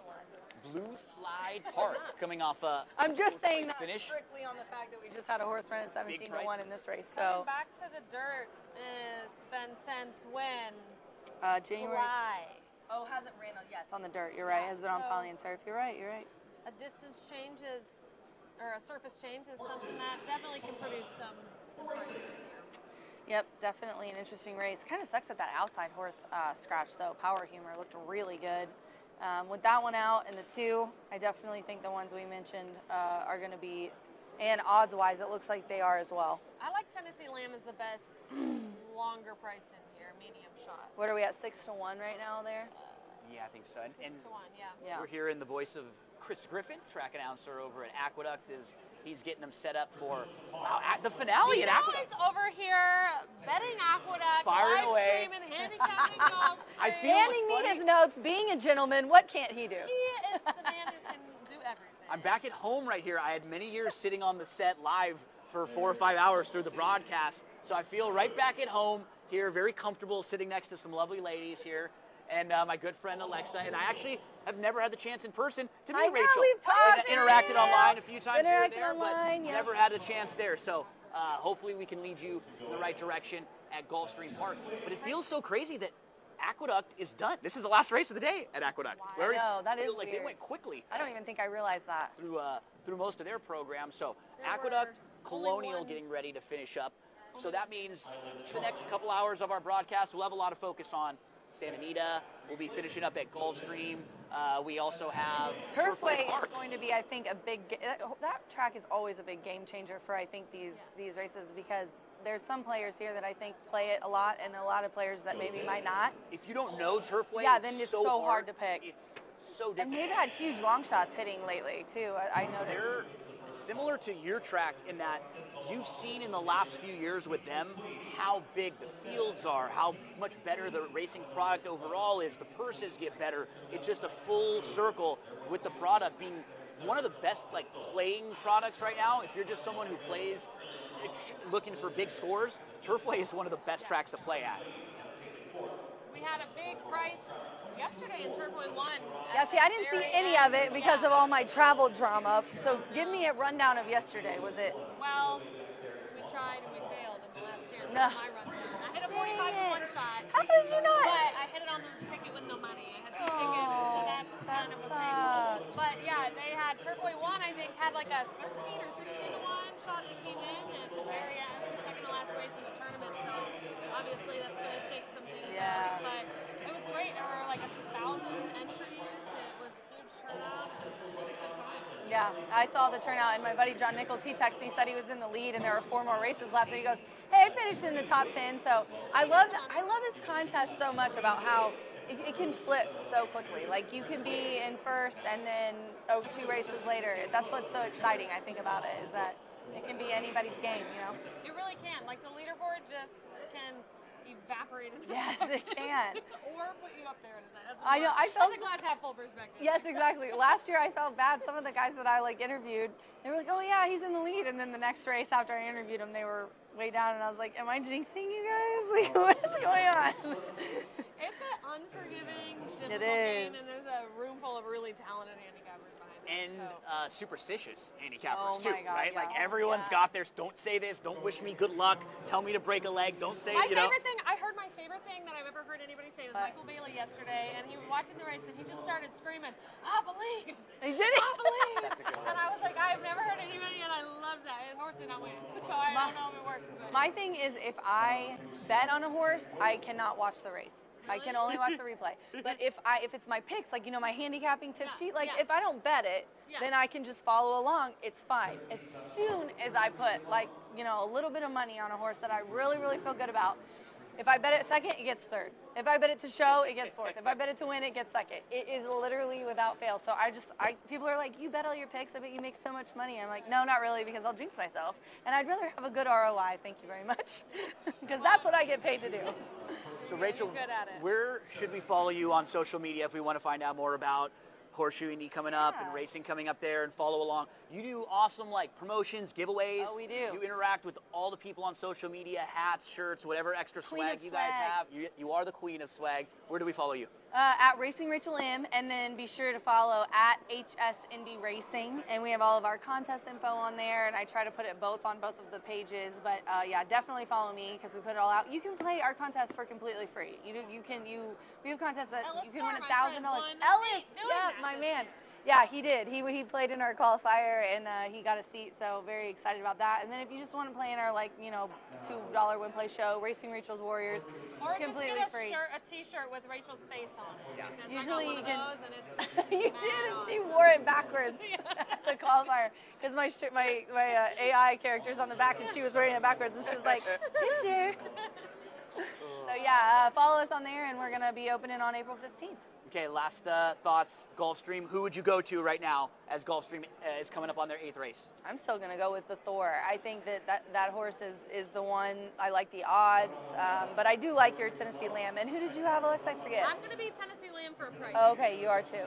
We still 6-1 on that one? Timing. Yes. So for 8-1.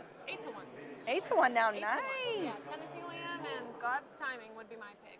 For Rachel, well, you're going to God's Timing. Rachel's going to the God of Thunder in Thor. I am. I am a Marvel MCU Me guy. too. So I'm a huge Loki and Thor fan. Oh, so good, so good. So we'll have a chat one day about Loki and Thor for sure. Rachel, it was so nice to meet you. Yeah, Thanks for hanging out with us over here. Sure. Hope you have a great rest of your weekend. We're going to be following along with you, and we're getting ready for racing at Indy, not that far away. Super excited. A month. Wish me luck. I don't know if I'm ready. Good luck. You're gonna do great. I love when I can see that you're like running late for the day, and you got to send in a message to Eric. You're just a really fun follow there. So thanks for entertaining us. Yes, I do like to torture my boss. I make his life very fun. He'd be bored without me. Always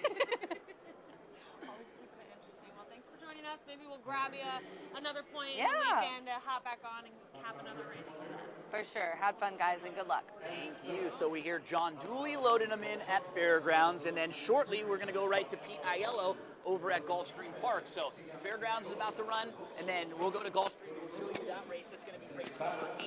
So as you look at the board right now, Alexa, would you be okay if you're in the contest right now and playing Gulfstream? Are you okay with it? Yes. Yes. So let's go to Pete Aiello for the rest of the load and the call over at Gulfstream Park.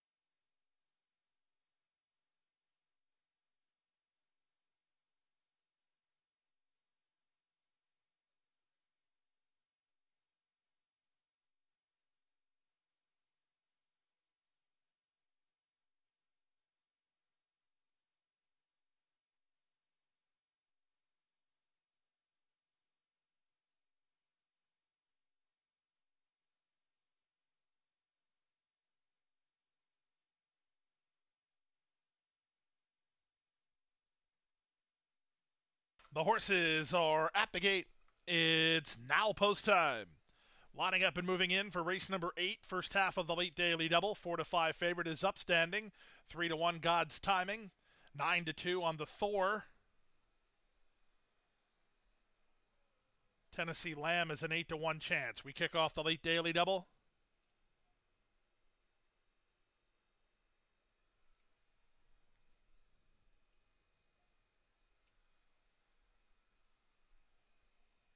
God's Timing.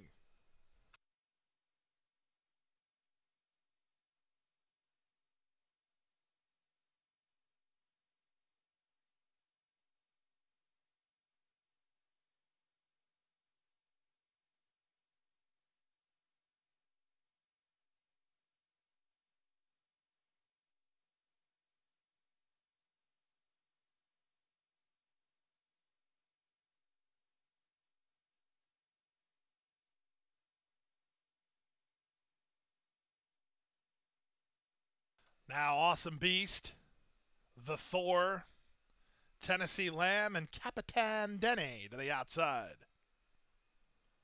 Capitan Denny will complete the line.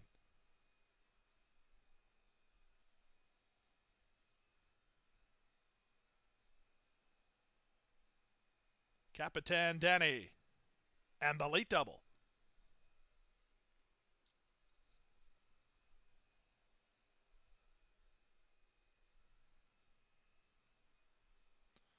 Amise El Jaramillo riding Capitan Danny, who's not quite situated yet.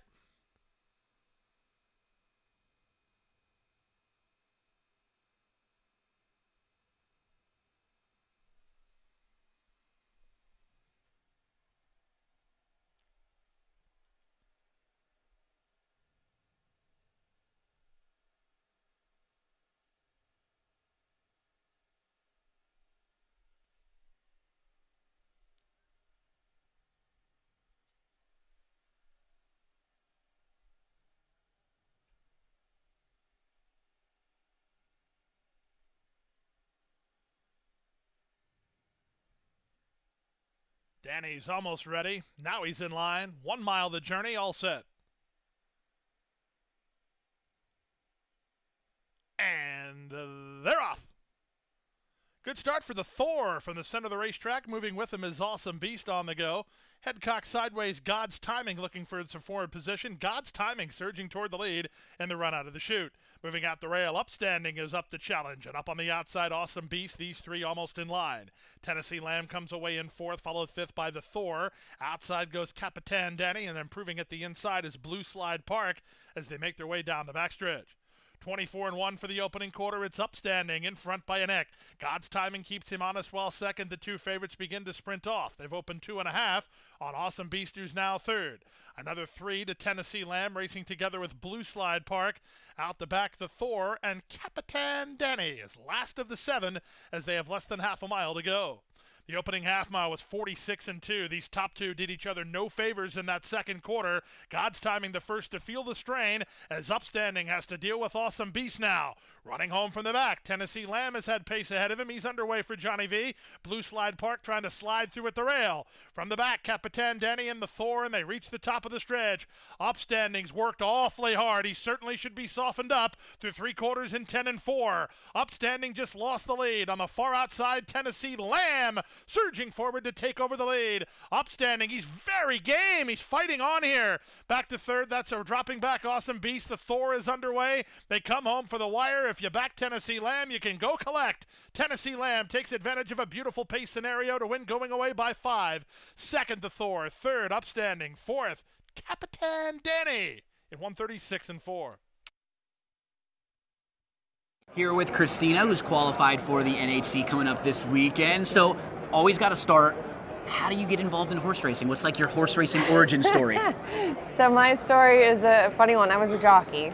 I am wearing heels, so maybe not quite this tall. But no, I rode races for several years, and now I work at Churchill Downs.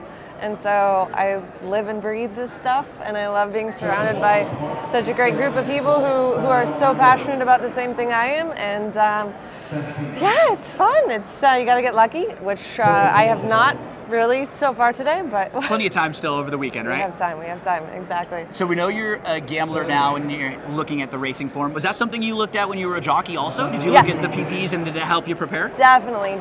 I'm definitely all about the pace scenarios, so I love to, I love using the form, and it's, the go-to, it's the Bible, so. When did you get into playing contests?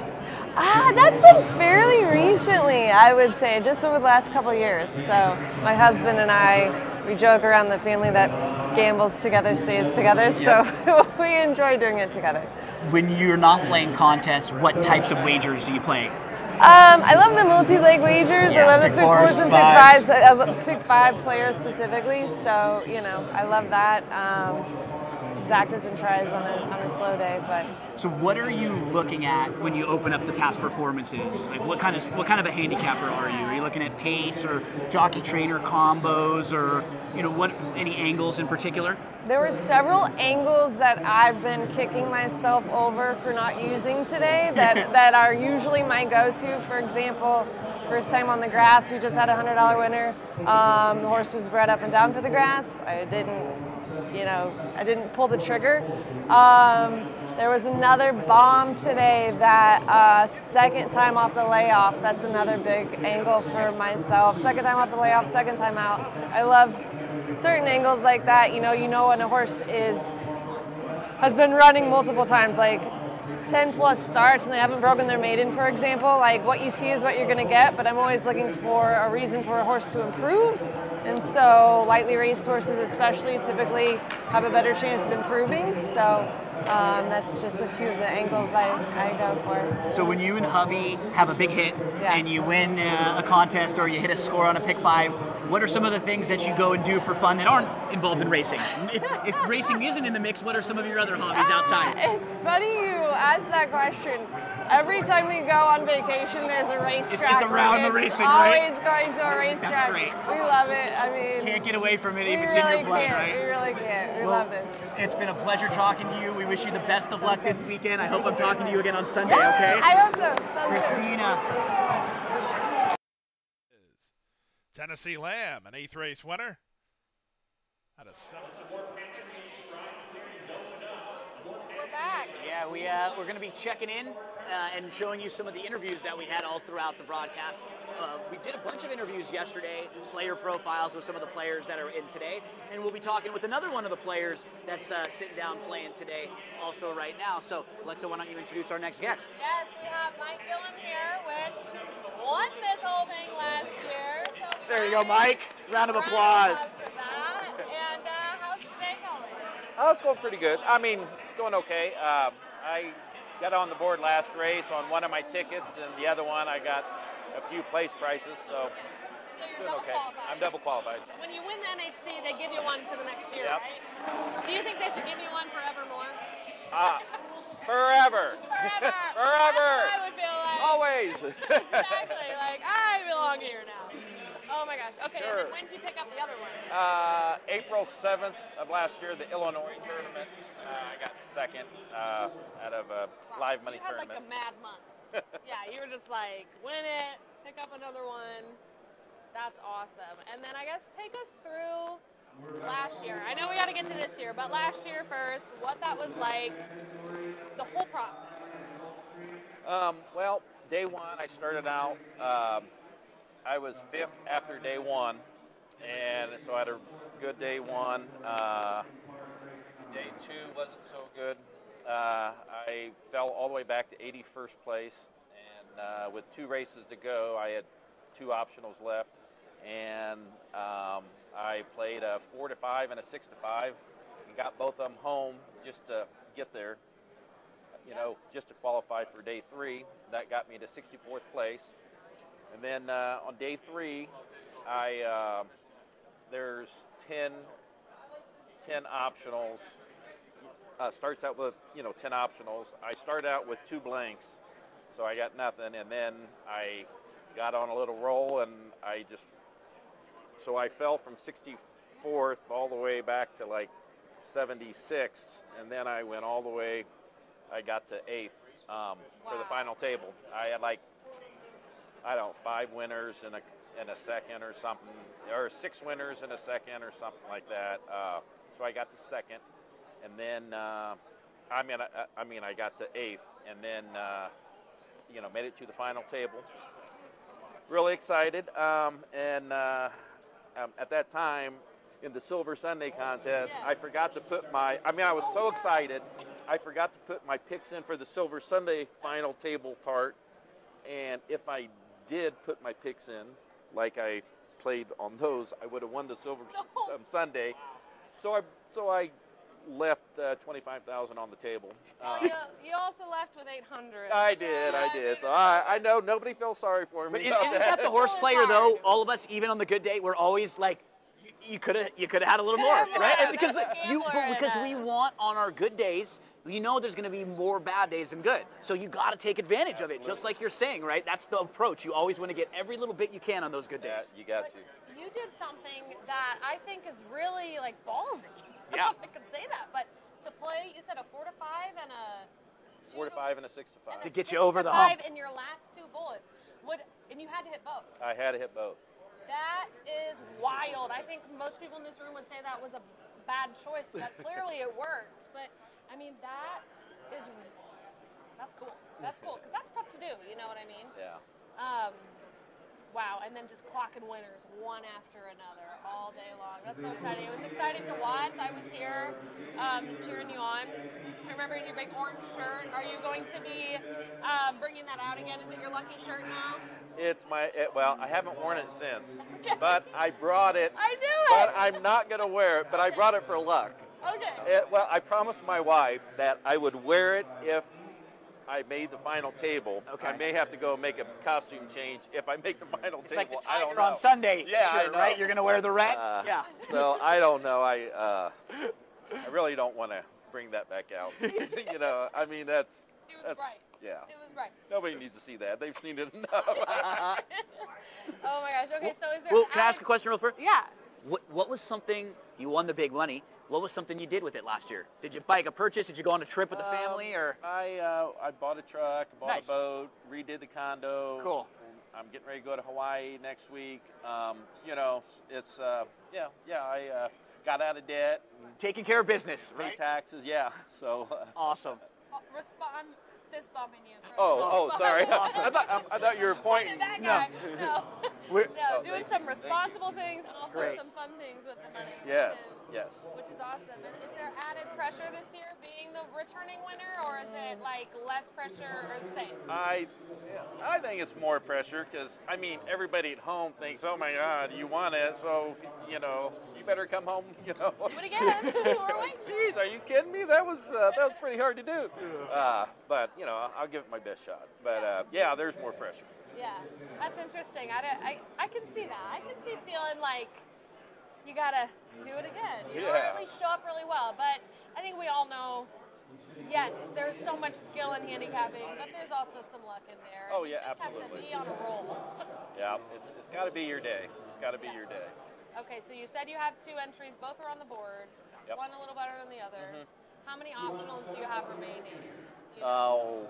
I got probably, I don't know, maybe 6 left on each one or something. That's a fair amount. How many did they give you today? 10. Or no, I got maybe 5 and 6. I have 5 and 6 left. Nice. So you're like barely going today. Like you still have a lot of Yeah, races to play. I got some action still out there. So. Is there a certain track that's like you excel at or you wait for? Normally, I would play mostly Gulfstream, but you know, today I think I only played like 3 races there, and I normally would never play Fairgrounds, and I played like the whole card at Fairgrounds. It was like, I don't know, I just play what I like. It just jumped out at me, so I go with it, you know. Cool. And So, where's your home base again? Indianapolis. Okay. Indiana. So Racing Rachel, we just Racing had on. Rachel, She's, yeah. she's your gal. That's your home track. yeah. I love Indiana Grand. I've been there a few times. Have you? I've played some tournaments there. It's a very Indiana Grand. Horseshoe Horseshoe Indy. They've It renamed used to be it. Indiana Grand, Yeah. and they changed the name to Yeah. Horseshoe. So that's great. Well, let's take a look at Gulfstream. All right. 15. This is a big one because it's a mandatory It's a big race. It's a big one. We've got Gulfstream Race 9 coming up. I think we're 15 minutes away. 13 minutes to post. And like Gino said, it's a mandatory. It's the third to last mandatory of the day. After that, we have Santa Anita 5 and then Turfway 3. So this could be Gulfstream in general. I feel like you get prices. It shakes it up, shakes things up. So we could see some shifts on the leaderboard after this race. Mike, what's your strategy going into this? Well, you know, it's a mandatory, so I'm playing with fire on this one. Okay. No, you know, I'm playing. Actually, I'm playing the 2 favorites. Yeah, on one on each ticket. And normally, I don't really like doing that on a mandatory because if a bomb comes in, then the whole room just jumped in front of you. But on the other side of it, though, is that 5-2 or 2-1 that I'm playing will play like a 5 or 6-1 or 8-1 even in the room because most people won't have those. And It's all spread around. Yeah. It's not pari-mutuel, the 3-1. You know. Exactly. So I'm just trying to add to my total. I'm playing with me. You know, I'm playing against myself, trying to add to my total. Yeah. And I'm playing who I like, and that's who I like. So I'm not going to just play a long shot. Just play a long shot because you're supposed to. You were 2 and 8, you said? I'm playing the 8 is my my top choice, and then I am playing the 2 on the other ticket. And I'm with you on the 8. Just did not make the best trips last time out. I was expecting her to be a little more forward. She was really wide. And it's just, that trip doesn't work on the grass. When you're really wide going long, that was more of like a dirt trip. And I thought she was going to stop. And she kept trying, even after that wide trip. I like her a little bit here, Mike. So you don't, with her, she was 5-2 on the morning line. Do you have a point if she got low enough where you would say that's too low, or do you even mind at something like that? If it got below 1-to-1 or something, I'll get off of it. It'll take a lot for me. Yeah, I don't think it will. Just because I don't like changing. You know, if I'm, if I like something, then I'm gonna just go ahead and play it. Yep. I think, there's a lot of speed in the race, and it really sets up for the Chad Brown horse, the 3, because it's really one of the best closers, and in a speed race. So it kind of sets up for the Chad Brown. I think the Chad Brown horse is gonna, 3 horse is gonna go favored, is what I think. Yeah. So I'm playing a little bit of the cutback angle, going from a mile to 7.5 furlongs for the 8 horse. And then the 2 horse is it's a classy horse. It's the class of the race. That's why I'm playing those 2 horses there. I see you have your iPad here, scrolling on formulators. Is Yeah. that your product of choice? It is. This is what I use. Yes, I use formulator, and I really don't use anything else. I've tried all of them. I've tried, all the products out there, and I just haven't taken to any of them.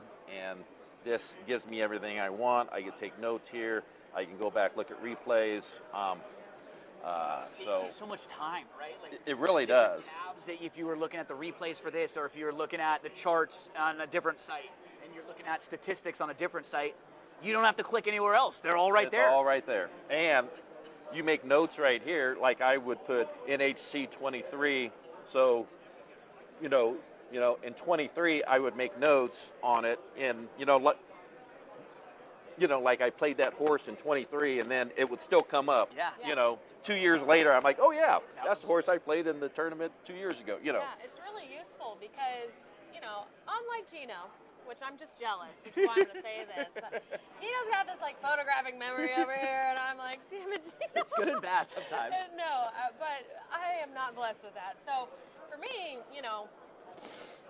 having notes that pop up every time the horse runs again is really a powerful tool. So yeah, it is. What angles, what's your first thing you go to when you open up a PP to handicap a race? I always look at the pace of the race, and I just see how the race is going to set up, see who's going to be the speed, see how many speeds are out there. And then I start with the favorite. Am I gonna play the favorite, or am I gonna beat the favorite, or so? Skip the race. Yeah, exactly. So really, basically, pace. Pace of the race is probably my first thing I go to. Is how is it gonna set up, and then I go from there. Do you ever use the pace projector or anything to do that, or you just look I at did. I bought that. Yeah. I bought a 6-month deal on that, and it ran up 2 weeks ago, and now I don't have it. I was hoping.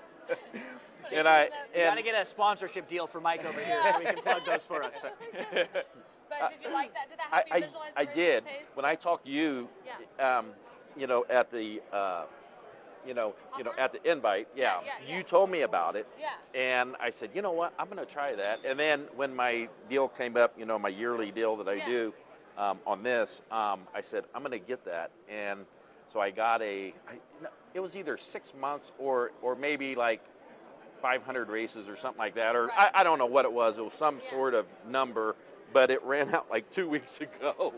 So I really just looked at that right there. The the pace projector is the only thing I really used it for. So, and it just saved me a little bit of time on just scrolling through and looking at the actual late pace and early pace. And that's the basically time form early and late is what you use to kind of visualize a Yes. setup. Yes. They're so helpful. Same for me as a handicapper too, because what gets tough, Mike, is when you have horses from different tracks, right? Different surfaces even, and then we are wondering, well, who's the fastest of these, or what's that going to look like?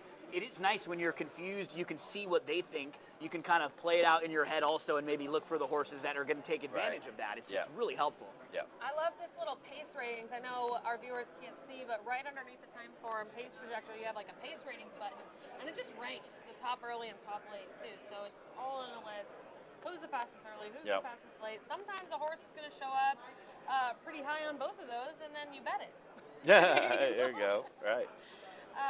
But okay, so you're a pace guy and a formulator guy, playing the favorites here. I look at. I mean, it's not the only thing. There's 100 angles. I look at a lot of replays. I look at trainer intent. I love that you mentioned that word, intent. Intent. I don't think enough gamblers talk about intent, right? With horses coming off a layoff, or horses that might need a race, or horses where they're trying something out on a surface or equipment, and I think as gamblers sometimes we go, they didn't think they could win that race. Well, no, sometimes it's trial and error to see what works, and being able to read that intent, or a blinker's coming on for a horse who's stretching out a little bit and drawn to the outside, and then a speed rider jumps on. Absolutely. Okay, I bet they're going to go to the lead. I love the word intent, because I think that's something we have to try to handicap the trainers and the jockeys just as well as the horses. Absolutely. Gino,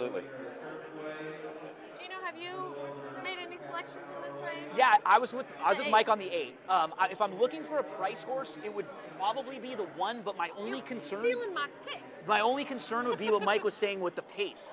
This is a horse who is stretching out a little bit and is down on the inside and will probably have a lot of other speed to deal with. So on a win perspective, I was a little cooler, but I think I could see Reliable Lady still being a part of the early pace and maybe hanging around for a slice there, maybe spicing up some tries or any kind of exotics like that. Yeah, I think she showed her talent breaking her maiden impressively at Saratoga in July, winning well under Javier Castellano.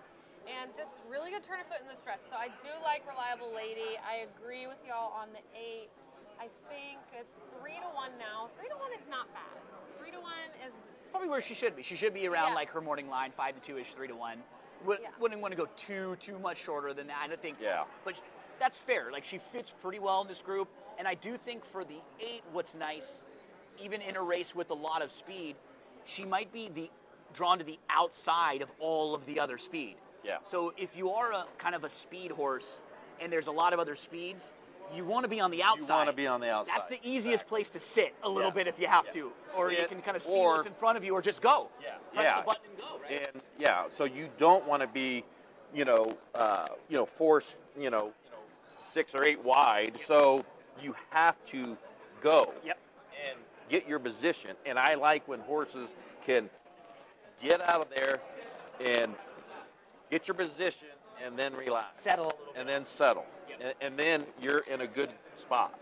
You're in a good position. Especially more so on the dirt than turf. But completely agree. But the same way on turf as well. When you're down on the inside, for a horse like Reliable Lady, there could be a chance where she's a step slow or a half step slow, then a bunch of the horses to her outside are going, and then you're forced. Yeah. Because I got to go, and you're not able to really run your own race. Right. And that's what the difference is with post positions sometimes for a horse like the 8, who may have some options out there, right? You said you can go real quick, then you can sit, you don't have to be wide, maybe you can see what's playing out inside of you.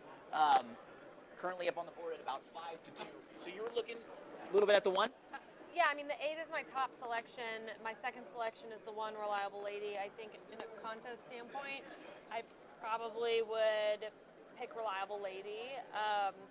I just fear a big price price coming I know, in a mandatory race. And for me, I've done it before. There have been a few mandatories where I have played like a 2 or 3-1 and I lost.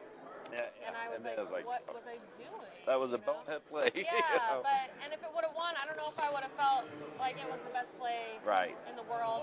But I also understand what you're saying, where most of the people in the room aren't going to be playing it, so you do get some added value there because uniqueness in tournament play has a lot of value attached to it. And, you know, the favorite's going to be more unique than the 20-to-1 shot in a mandatory race at the NHC. So I do think that makes sense.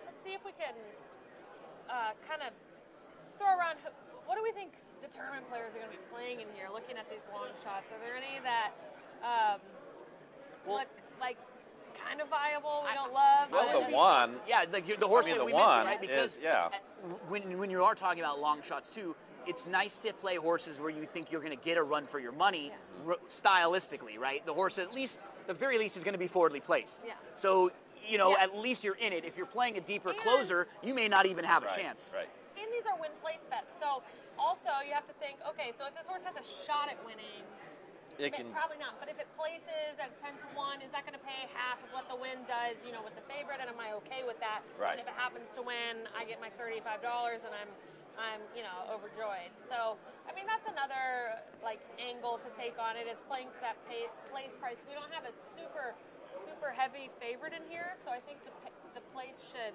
pay decently on anybody. You know, there's no 1-to-9 going to be eating up all the prize money.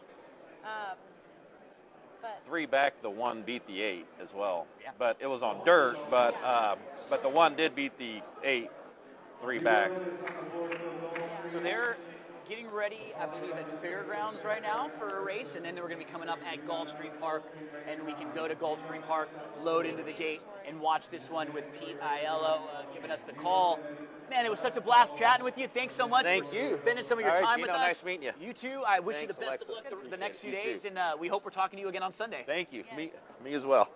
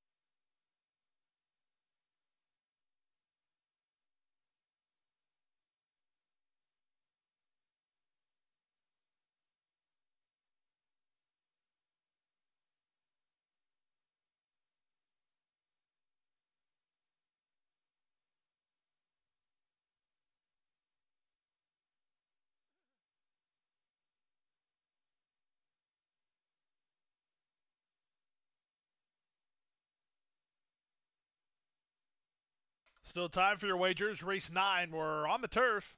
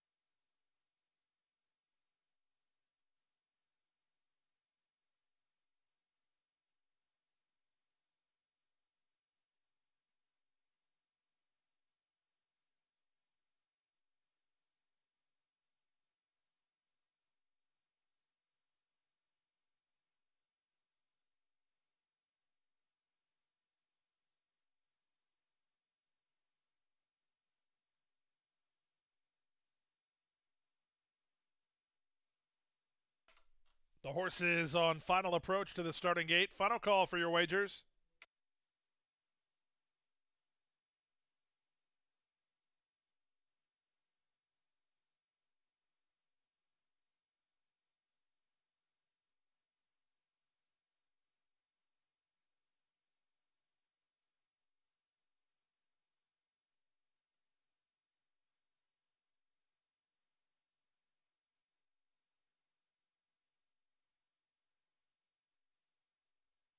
The horses are at the gate.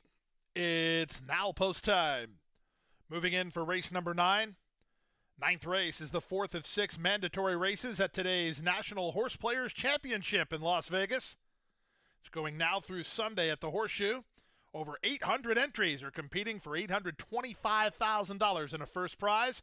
Best of luck to all the handicappers in Vegas, and go Team Gulfstream. Dylan, ATM, and Rich and the boys, good luck to all of our first racing qualifiers with the NHC this weekend. Final race favorite is 2, Sinead. Second choice is 3, Diamond Vega. The last 2 up, Phase, Rhonda Cares, and Tongue Twister.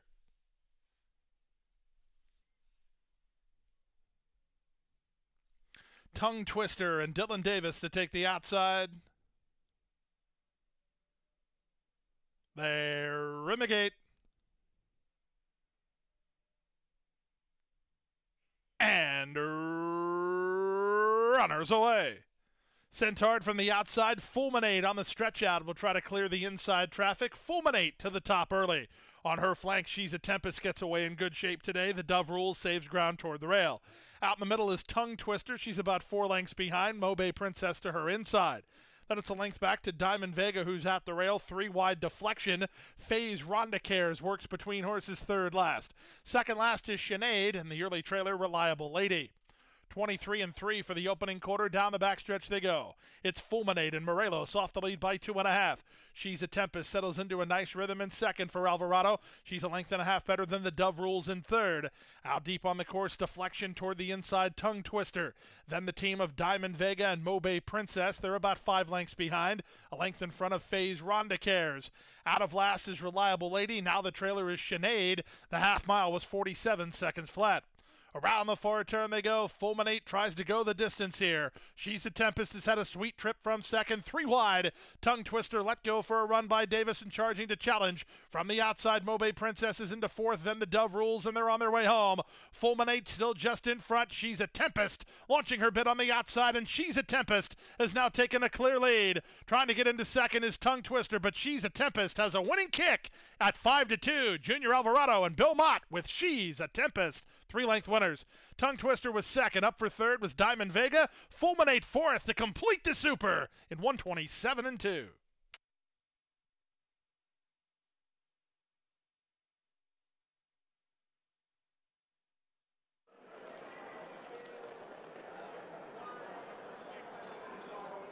How about Mike? Dishing out a winner. How about you, though? It's been a pretty good day. Gino is walking on water It's today. been a pretty good day.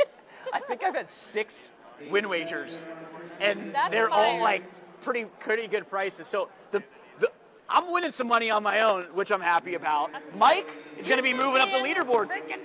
I know, this gives me a real like okay. Would you have played it in the tournament? Absolutely, especially if I would have had in a couple of winners earlier on, because I thought that was a really solid horse in that spot. Ended up getting you about 5-2, 3-1 when it was all said and done. So Mike's going to be moving up the leaderboard on one of his 2, and he's got a lot of horses still that he can play. Yes, a lot of he said chances. He had like 7 or a lot of picks left. So he's in a really good spot. It would be really cool to have a repeat winner. I don't think there's ever been a repeat winner in the NHC. I even got a text from Mom just a minute ago and says, "You're on a roll." So Mom's sending some pictures as she's watching the stream. So shout out to Gino's mom. You can say I'm butter right now, Mom, because I'm on a roll as we keep rolling along out here at Gulfstream Park.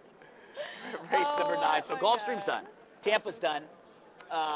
We'll really be focusing a lot on Santa Anita. We have Turfway going to be coming into the mix a little bit. Oaklawn and Fairgrounds are still rolling. So let's head on out west to Santa Anita.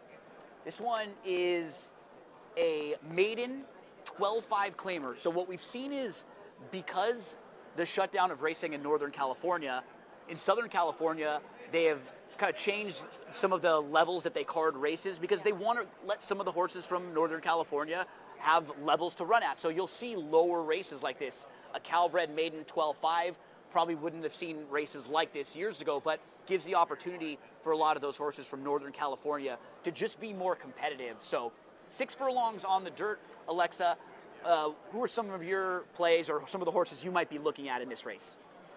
Yeah, hopefully we can have a Judy repeat at Santa Anita. I know, that was a big one. A big price play in here. Ooh, and soon, word from the producers, we're going to have a leaderboard soon, so we're going to be able to share with you some live updates on who is climbing to the top of the NHC. But here at Santa Anita, I'm trying to see the odds. Do you have the odds up, Gino? Let's pull them up. I'll get them on here right for you. So, Problem Solver. Problem Solver is currently 9-2. I like that. It's very $15 fair. in a tournament. It's a good price. I think this horse has shown some impressive consistency with 3 consecutive in the money finishes at Los Al, demonstrating, some determined running style and ability to close effectively against some similar competition. And the 3 Highland Echo is another one that's a super bomb in here. Looks like it's 20-1. 21-1. I think displayed some promising early speed in the Santa Anita debut, contested the pace through the middle stages of the race and gaining some valuable experience over the track, which should benefit him today. So those are some price plays in this race. One of the features of DRF Formulator that I love is, being able to check out the pedigree. Yeah. Right, with one click. You click on the dam, and then it'll take you to the dam's racing record, and then it'll take you to all of the foals that the dam produced and all of their racing records. So you can see, what has this family done well, or what things have they done? Well, for the number 9, My Pal George, who's a first-time starter, the dam Finish Rich in NYC. Shout out to producer Rich over here. Finish Rich in NYC. She's produced 5 foals, 4 multiple winners. So out of those 5, 4 multiple winners. Then you can go over and look at the numbers. How does this barn do with first-time starters? Because for me, when I'm handicapping a race like this, or when I'm looking at first-time starters, I kind of have a little bit of a checklist of like, okay, is the pedigree okay? Is this barn good with first-time starters, or are they capable? And is the work pattern been solid? There's not a bunch of gaps in there. Even better if we can watch some of the works, which they have on different platforms now. Like, you can watch a lot of Santa Anita workouts on First Live. So for My Pal George, the barn, Manuel Badia, 5 for the last 25 with first-time starters, 20%. And if you were just blindly betting on every first-time starter from this barn over the last 5 years, your $2 would now be $4.09. Doesn't sound like a lot when it's just on a small sample like that, but you're more than doubling your money just blindly betting on first-time starters. And I would say a lot of it is because you don't see many of them that are 3-1 like this horse. They're probably bigger prices, but I do think people are starting to see those statistics and now probably bet this barn's first-time starters a little bit more.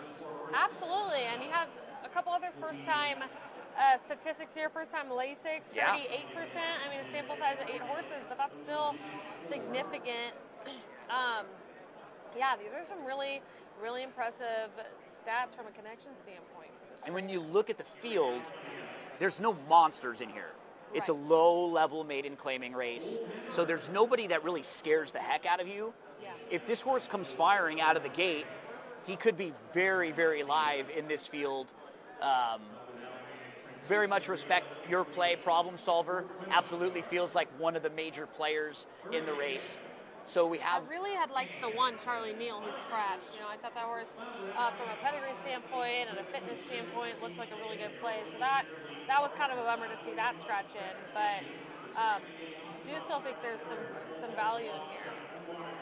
We also hear the voice of Matt Dinnerman. That means Oaklawn Park is in the mix. So Oaklawn is currently running right now. They're one of the few tracks left here. They are in the middle of their 8th race, so we'll still be able to talk a little bit more Oaklawn later on, but a lot of our focus will be Santa Anita, and what's nice is we're able to show you the races here at Santa Anita. We're able to lay out to the track feed. and hear the voice of my good friend, I will say, when I was driving out to Vegas, the first text I made on the way out here was to Frank Miramati, and I said, I'm going to be staying at the Horseshoe. Give me 2 or 3 places that are close where I could get a good piece of pizza. Because he's the pizza connoisseur. And you know I love my pizza. So I do know you love your pizza. When I sent in my, like all of our reimbursements for the trip in New York, yeah. There were 7 times I had pizza over a 3-day stretch. And so I'm sure the DRF, when they were doing my money, were like, this guy eats a lot of pizza. This guy was just eating pizza. I bought you a piece of pizza, so there were 8 times. There were 8. You ate pizza in yep. 3 days. And right when we came back here, Lucia got me a pizza on the first night right away. So that's so funny. You know what's so sad? I love pizza, but I can't do pizza very often. I don't know. I'm not allergic to anything in pizza, but pizza kind of just makes me feel not great. Doesn't really. But I love a pizza. Oh, yeah. You know, I mean, it's like, oh my God. So if you ever need tragic. help, wherever you're located, anywhere around the world, you just throw up the bat signal to Frank Miramati. He will give you like 2 places within a mile really? or 2. For pizza or for pizza. anything? Just for pizza. Because he's a big pizza guy and he's a cheese pizza guy, really too. Like he loves the plain cheese too. So do you believe Frankie, in pineapple on pizza? I'm like dead set against it, but I wouldn't choose it. You've seen with me, I'm the pickiest and plainest eater of anyone in the world. So we talked about his taste in pizza. We're going to hear his voice in just a moment. Frank Miramati will head on out to Santa Anita, and he can load him up and give us the call of race number 4. I'm on the 9, and Alexa, you were on the 6, right? So 6 for Alexa, 9 for me. Whoever you play, good luck. Last time he was just a little bit green. And then going to the number 8, Caviar Cowboy. I thought this horse looked phenomenal out here in the warm-up. Definitely my best turned out here on the track. I thought he had a great clip job on him. He looked very good with Frank Alvarado aboard, and Tim McKenna has been doing excellent at this meet and throughout the year. So I think the number 8, Caviar Cowboy, definitely won with a shot here in race number 4.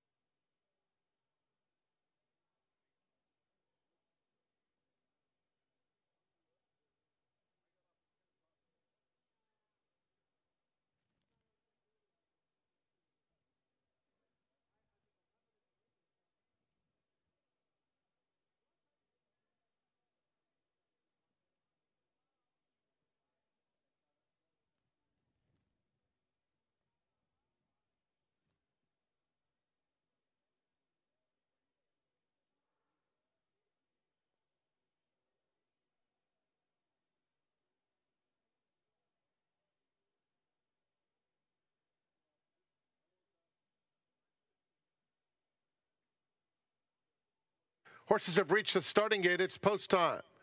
Set to start the pick 6.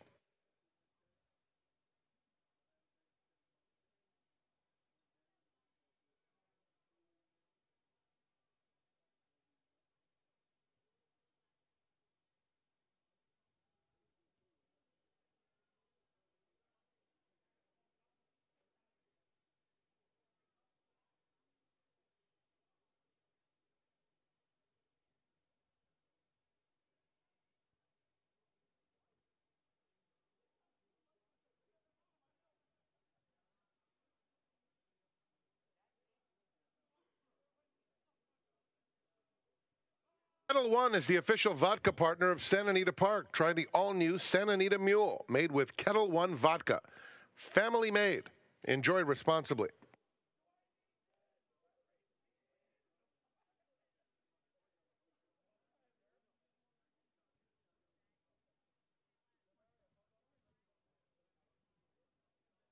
Putting in the gate for the start of the pick 6. Mr. Hussar coming up.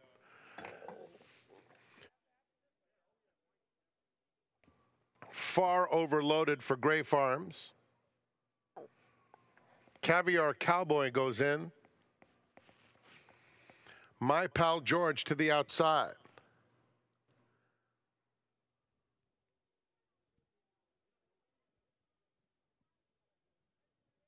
They're in the gate. And they're off. Far Overloaded is very quick away from the gate. So too is Joe Vittori. And these two hook up right away. Highland Echo third. Shake the Dust is down at the rail in fourth. Then My Pal George moving up on the outside fifth. Caviar Cowboy in between horses. Then came Problem Solver. And Mr. Hussar, who hesitated shortly after the start, is last. Far Overloaded, Joe Vittori head and head for the lead. My Pal George moving up consistently on the outside of Highland Echo. Another three back to Caviar Cowboy, who's fifth. Four clear of Shake the Dust, Problem Solver, and a distance to Mr. Hussar. They're coming to the quarter pole, and My Pal George looms up on the outside of Far Overloaded. Far Overloaded goes on for home. My Pal George is chasing him from second, and down on the inside, here's Caviar Cowboy with good-looking strides, and Caviar Cowboy has taken the lead inside the final eighth of a mile. Far Overloaded, My Pal George flattens out. It's Caviar Cowboy for Richard Barton Enterprises, winning going away, another for Frank Alvarado.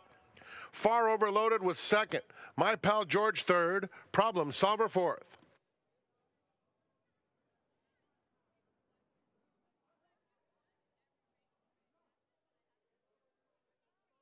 Just that's the difference sometimes between having racing experience and not, because he was very live. At top of the lane, you would have thought the 9 was going to blow right by, but as he loomed up, just didn't have that extra fitness like a horse, like the 8 Caviar Cowboy, who has 4 races of experience, has a race going long even, so just a little more bottom when it came down to a tight finish there in the stretch. And My Pal George will be a horse who I think will be really solid second time out without race under. I think so too. I think you put a note on that one to play. Absolutely. Play again next time. Hopefully you'll still get, well, you're probably not going to get great odds on it, but still good play. We're going to show you here another player profile of a DRF player, Christina Bialek. She's really cool. I actually was on a show with her this morning. I didn't do this interview, so I don't know if she talks about this. I don't want to spoil it. Did she talk about her tarantulas? Yes. Okay. Yeah. In that case, we'll just I think we got the spiders profile. in there. I think we got some spider talk. She talked to me off air about that. I hope we still got it on on there. If not, you can relay. Okay. Yeah, you can relay. Okay. All right. Recording in 3, 2, 1. Time for another player profile interview. I actually saw Christina's entourage picking up her daily racing forms over there, and I said, "Are you guys going to be playing?" They said, "No, Christina is. She's upstairs dealing with some stuff because she's obviously a really big deal here. So now she's down here to talk with us." Christina, we're very excited to chat with you. So how long have you been playing the races? Like, how'd you get into horse racing? I am what they call a track brat. So I grew up right down the street from a track, from Arlington Racetrack. You know, rest in peace, Arlington. But yeah, my dad always brought me to the track. I'd say when I was about 9 or 10, I started picking ponies. Awesome. 23, I won my first tournament, and I've been rolling with that now for 20 years, playing tournaments. Yeah. So I'm sure you've probably been seeing those daily racing forms for many, many years. I am also, so I've worked at the tracks too. I've worked at Hawthorne, Keeneland, Arlington Park. Daily racing form is my Bible, and my niche is that I always use a red pen. So on my first date with my husband, he had bought me a bouquet of red pens, which was perfect for me. But, awesome. Yes, that's my little thing that everybody already knows, that you know, don't touch my red pens. I'm a multicolored pens. Because that way, whatever my notes I can have, the blue stands out, the red stands out, so I can see the different colors. So I've got like 15 in my backpack. So I understand. We all got the method to the madness, right? We all have our little things that we do. So you talked about how you got into contests. If you're not playing contests, what kinds of wagers do you play? So I like exactas, and then I also love pick fours. Pick fours are, to me, reasonable for me to play on my own. Sure. You know, because I'm not made of money, so I got to keep my betting affordable bankroll. Simple. Yeah. So exacta boxes. I do also like across the boards, but I learned from my biggest mentor was Joe Christopher. he taught me those laddered across the boards, you know, so I like playing those a lot too. And yeah, my pick horse. What I love is that you're willing to learn and make adjustments, right? We have to all do that as horse players because the game changes. We have to change a little bit with it. When you're handicapping and you open up the past performances, what are some of the things that you're looking for that are kind of important to you before you go make a bet? Yeah, of course. The first thing I do is I first label the running style of all the horses because I want to get that visual. Who's going to be my pace setter? Who's going to come on up the end? Where are they going to be? You can kind of map it out, exactly. right? Exactly. It is the first thing that I do. And then I'm also a big trainer jockey person. Sure. You know, it means a lot to me, their percentages, the how combo. they're doing. Exactly. And I mark all of that up right away, too. So those are my first two methods that you'll see. Yeah. So we know that you've been involved with the racetrack pretty much your whole life. Yes. Yeah. If you're not playing the races, what's something fun that you like to do? So my degree's in biology. I love animals. If I wasn't playing horses, I'm really into spiders. I collect tarantulas. Wow. So arachnophobia, arachnophobia, exactly. I either like the four-legged horses or the eight-legged furry creatures. But yeah, I'm really into animals. So I'm like one of these people that goes to zoos all over the world and is just traveling around. I'm big, like I said, I'm a big animal lover. I have lots of pets. Well, you know, but no horses yet. Maybe someday. Someday I'll own a horse. This has been one of our best chats so far. I'm wishing you the best of luck. I hope I get to talk with you again after you win this whole thing on Sunday, right? Definitely. Okay, well, thanks so much and good luck, okay? Thank you. Another great Bye, DRF guys. customer.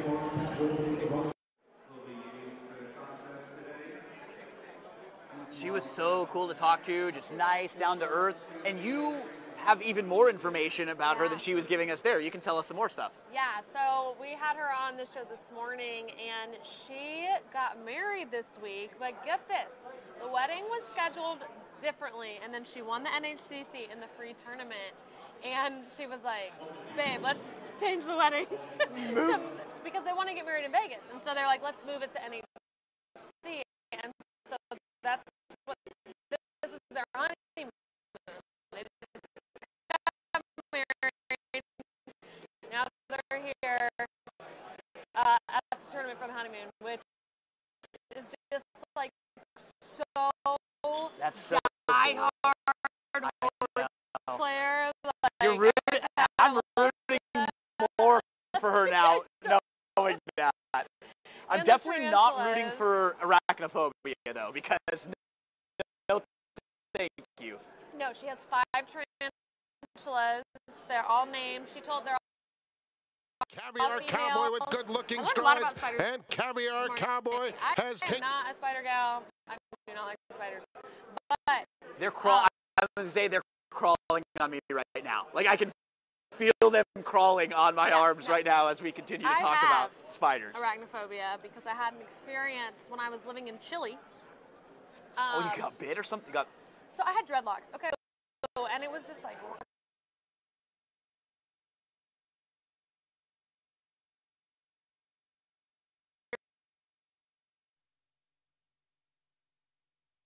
Keeping at any point. No. But she's gritty. She definitely belongs here. It's so cool. She won her way in on one of those free tournaments, which there's one, I think I mentioned already. On Sunday, right? On Sunday, yeah. So super cool. Always rooting for her. Always rooting for women in this tournament in general. There's not that many of them. So very cool interview with Christina. So thank you, Christina. We wish you the best of luck to you and your spiders, and congratulations on getting married and celebrating your honeymoon here in Vegas, NHC. So there's only 2 more mandatories left. Yeah. Santa Anita race 5, Turfway race number 3.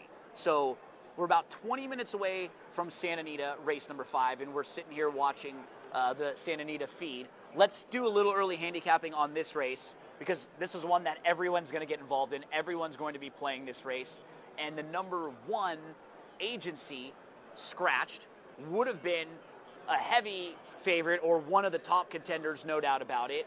The number 2, Nero Tulip, also scratched. The number 6, Belmont Bill, also out. So we had a field of 9 initially. Now we're down to a field of 6 with those 3 scratches. What were some of your early thoughts on this field or anything that jumped out to you when you're taking a look?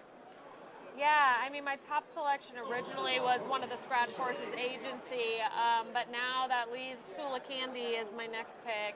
has impressive turf credentials, 2 career wins on grass, strong record at Santa Anita, connections with Jeff Mullins, who's winning exceptional 31% rate this year. So for me, that would probably be my top selection in here.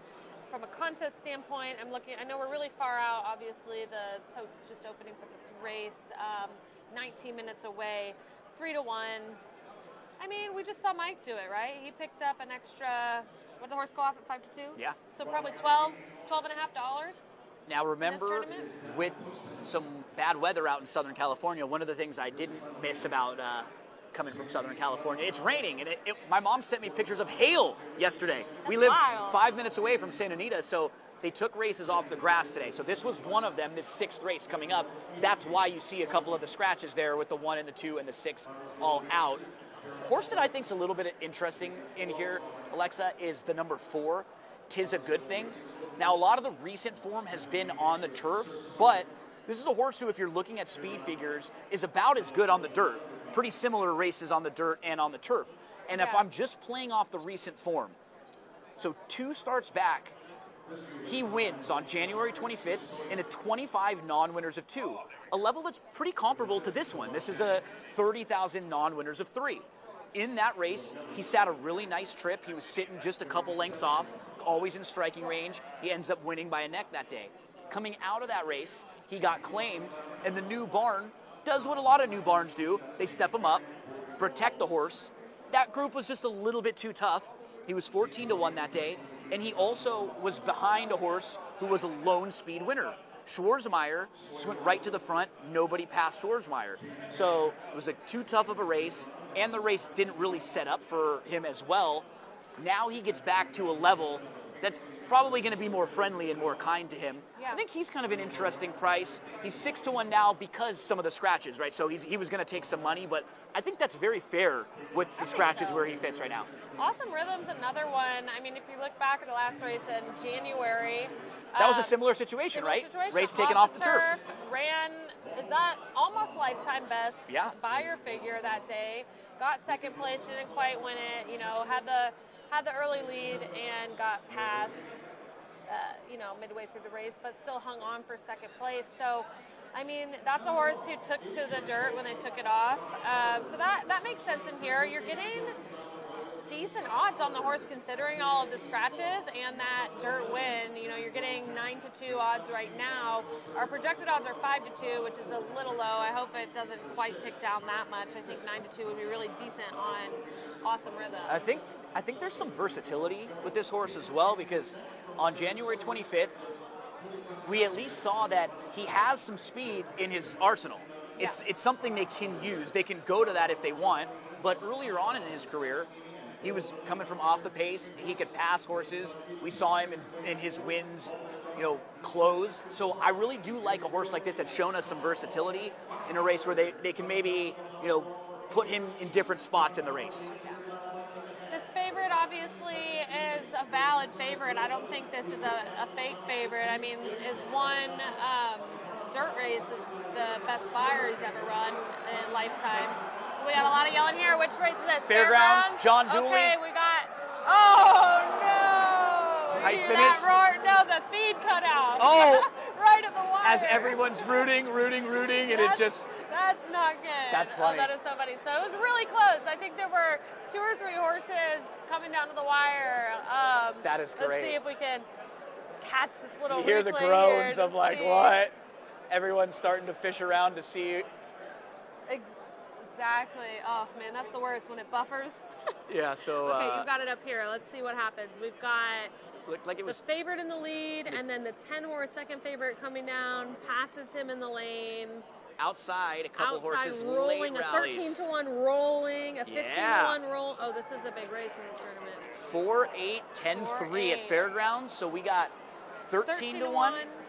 Over a 15 to 1. Over 15 to 1. That's going to shake things up. There were a lot of people cheering in here. That was not a mandatory race, but surprises, Sir Sawyer. Because now... Testing. If you haven't played a lot of your, you know, your opportunities, we're getting to the part of the day, right, where there's not as many chances. So some people that are getting these big horses right now, that could vault you up quite a ways. Sir Sawyer. Let me take a look now before this is official and updates. I know we don't have the actual graphics for you guys yet, but so the leaderboard right now, Dan Piazza is in first place. So we can go to the player. Shout out to Dan, Mike Piazza's cousin. I don't know. I'm just saying. I'm just making that up. I'm a Dodger fan. I was just. Oh my God. 148.50. That's pretty stout. Good Although number. I think that's pretty consistent with what you see in this tournament. We're readying the leaderboard Somebody really shooting up to 150 to 180 range, having just a killer day. Michael Abernathy, I saw earlier in the day, he's in 5th place right now with $105. Earlier in the day, he had 2 entries in the top 10. So it looks like at least one of them is still hanging up there. Trying to see if there's any other names. I know we have Joseph Folk in 2nd with 143. Daniel Perry with $130 in 3rd. Oh, Peter Dresens. That's a familiar tournament player name at 112. So we'll kind of keep an eye on this and see how this shifts. We obviously had a lot of people cheering, but we'll see if the leaderboard flips it all after that becomes official. So you can monitor some of this also on the NTRA website. Yeah. If NTRA.com. If you're trying to find like information about the contest we're talking about and referencing mandatory races, you can get a recap of some of the details from yesterday's contest as well. Check out NTRA.com. And everybody we know has at least one horse left because there's one more mandatory to come. Yeah. But when you're looking at the leaderboard, it'll tell you by the person's name how many races they have left. 2 more mandatories. So, oh yeah, 2 more, Santa Anita and Turfway. So we know that everyone still has those 2 races at least to play. If you but see I them, would wager that most people have A few more. optionals left. Yeah. I think the trend for tournament players is usually to kind of keep those towards the end of the day. I don't necessarily believe that's the right strategy. I think you just play your best picks whenever they come, you play them. Yep. But I've seen a lot of players wait. So just sort of looking at the top of the leaderboard, it'll tell you like Dan, who has 4 mandatories. So he's played. Everybody has 4 mandatories right now because there's 2 more left. But Dan actually, I think, has still 3 more of his optionals to go. Because I think they're at 10. If you look down to the number 2 spot, Joseph Folk, you'll see, I think he's exhausted all of his optionals. So, but if you're Joe, you feel really good. You're in 2nd. You know, you made your optional plays count. Yeah, right? It works. You're sitting pretty. You're packing up and studying hard for tomorrow. Yep. But I have to shout out. So this tournament, the leaderboard below the big one on the site, looks like it's a little more behind. First and second place are flipped. So I don't know how old this one is, but we have to shout out to our buddy Tom Quinones, who at this point, whenever this was, I don't think it was that long ago, was in 28th place. Yeah, he was the early leader. He was was at the top. We took pictures of Tom pointing at his name up there. You always got to do it if you see your name up there. Yeah, you don't know if it'll last. You gotta a get few that years picture. ago, I was in one of the, March Madness is next week, where everybody fills out their brackets. So I was in one of those on the first day. There's 16 games. I went 16-0. So my name was on the top of this ESPN bracket leaderboard that had like 1 billion entries in it. It was just so cool to see Gino tied for first with like all of them. Took the picture, because then the next day you like lose 5 games and then you're all the way back down. But when you have that moment and you see yourself up there, you're like, okay, on the perfect storm, when it all comes together, I can have a day like that. Tom had a good start to the day. He put himself in striking range, and we'll be able to chat with him in a little bit to see where he stands and how many plays he still has left, and what are some of the races and some of the tracks that he hoped to kind of dive in on and really fixate on. Go Tom. That'd be so cool for DRF. Everybody. I mean, anybody. But to have a DRF employee win would. Got the chance I'd love that. to chat with Tom a little bit when we went to New York a few weeks ago. Tom's a fellow wrestling fan, so if he cashes big, I'm going to make Tom buy me tickets to a wrestling show with him. We can go to Monday Night Raw sometime very soon. So I just saw a name flash on the screen. I'm on the flashing leaderboard. Let me see if I can search it really quick, because we're going to have him on as a guest a little bit later. Dylan Donnelly. So he's currently in 11th. Wow. And 160th with his 2 entries. And I'm friends with him. I will say, I was talking to him yesterday, and the level of like, he's like, I'm just hot right now. He's like, I'm hot right now. I feel it. Like, awesome. I have the energy. It's such a great feeling when you feel it. And yeah. like, you feel, we as horse players feel the opposite a lot of the time, where you're like, I'm snake bitten, I'm finishing second, I'm running. When you are in that stretch and you feel it and you get goosebumps, because like when you're going good, there's like nothing like it. He said he can make horses win right now, you know? Yeah, exactly. You do have that kind of, sometimes that energy where you're just like, I'm tuned in, I'm zoned in, I'm seeing things, it's working. And he told me that yesterday, and he said, I know I'm going to do well because I'm in it right now, and it looks like he's doing well. He has $98 on his ticket, and he still has 4 optionals to play and 2 mandatories. That's a big deal. So he's only gone half of his 10 of like his plays today. He's only gone through basically half of them. Yeah. He still has a lot of opportunities to be able to move up, and that was a big one for Dylan. So good luck. He'll be here in towards the end of the day, I think, to handicap a race at Santa Anita with us, which is his home track. And so now, that's kind of his jam. It's amazing. You and I sit here to talk, and then boom, we flash, and then 10 minutes go by, and we're only 8 minutes away from Santa Anita, race number 5. Look who's getting queued up. Tom. Tom. TQ over there. Are you ready? Come join us, Tom. Tom's going to come. Just talking about you. It's like your ears were burning or something. What were you saying? Like, you rock. And I said that if you win big, you got to buy tickets for me and you to go to Monday Night Raw or a wrestling show coming up. So I already put the pressure on you. You named the event. Let's go. Let's go. WrestleMania will be right here in Vegas next month. I think there was an AEW, or there is an AEW show. It was either like coming up this weekend or it just passed. That was right around here, Tom. So you had a great start to today. You were the early leader. Where do you sit right now? Yeah, we know everyone's got 2 more mandatories. How many of your optionals have you played? I have 1 optional race left. I have, there are 2 mandatories left, as you know. I'm in 29th place right now, which awesome. I have about $89 so far. I came into today. This is my second NHC. And last year. So last year was your first time? Last year was my first time. I love it, right? The energy in the room is amazing. It's a great, great event. Last year, I felt like the event controlled me in a way. Yeah. It was so fast. It all moved so fast. This year, I came in with a plan. So, you know, I told myself, these are the horses I like. I'm playing who I like. By and large, we're doing good. Santa Anita got taken off the turf. So, you know, we had to call an audible a little bit here coming up. And everything's going well. You know, I told myself $100 will be great to have first day. And you're close and right I'm close, 89. You know, I'm ecstatic. It's exactly the number. You were saying 80 to 100, right? Or you and Judy were saying that's the number we're shooting for? Judy would have been happy with 80. And what you're saying is so true for like first-time NHC players. This thing is so overwhelming, you know, like it moves so quickly. If you're not super organized with a plan, you're going to get overwhelmed. And so you learned a lot that first year and are applying it, and that's fire. Yeah, you got to live and learn a little bit, right? Yeah. But I you know, there's nowhere else I'd rather be today. I think the races are going pretty well so far. We know you're a company man. You got your form all marked up there. I got my shirt on. And your shirt. So we see my DRF shirt. The DRF that you're sporting.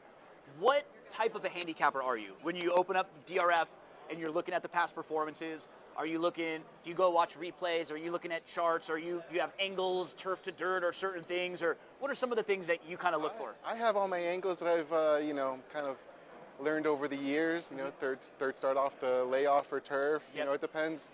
It really depends on the condition of the race, the type of race, where the race is.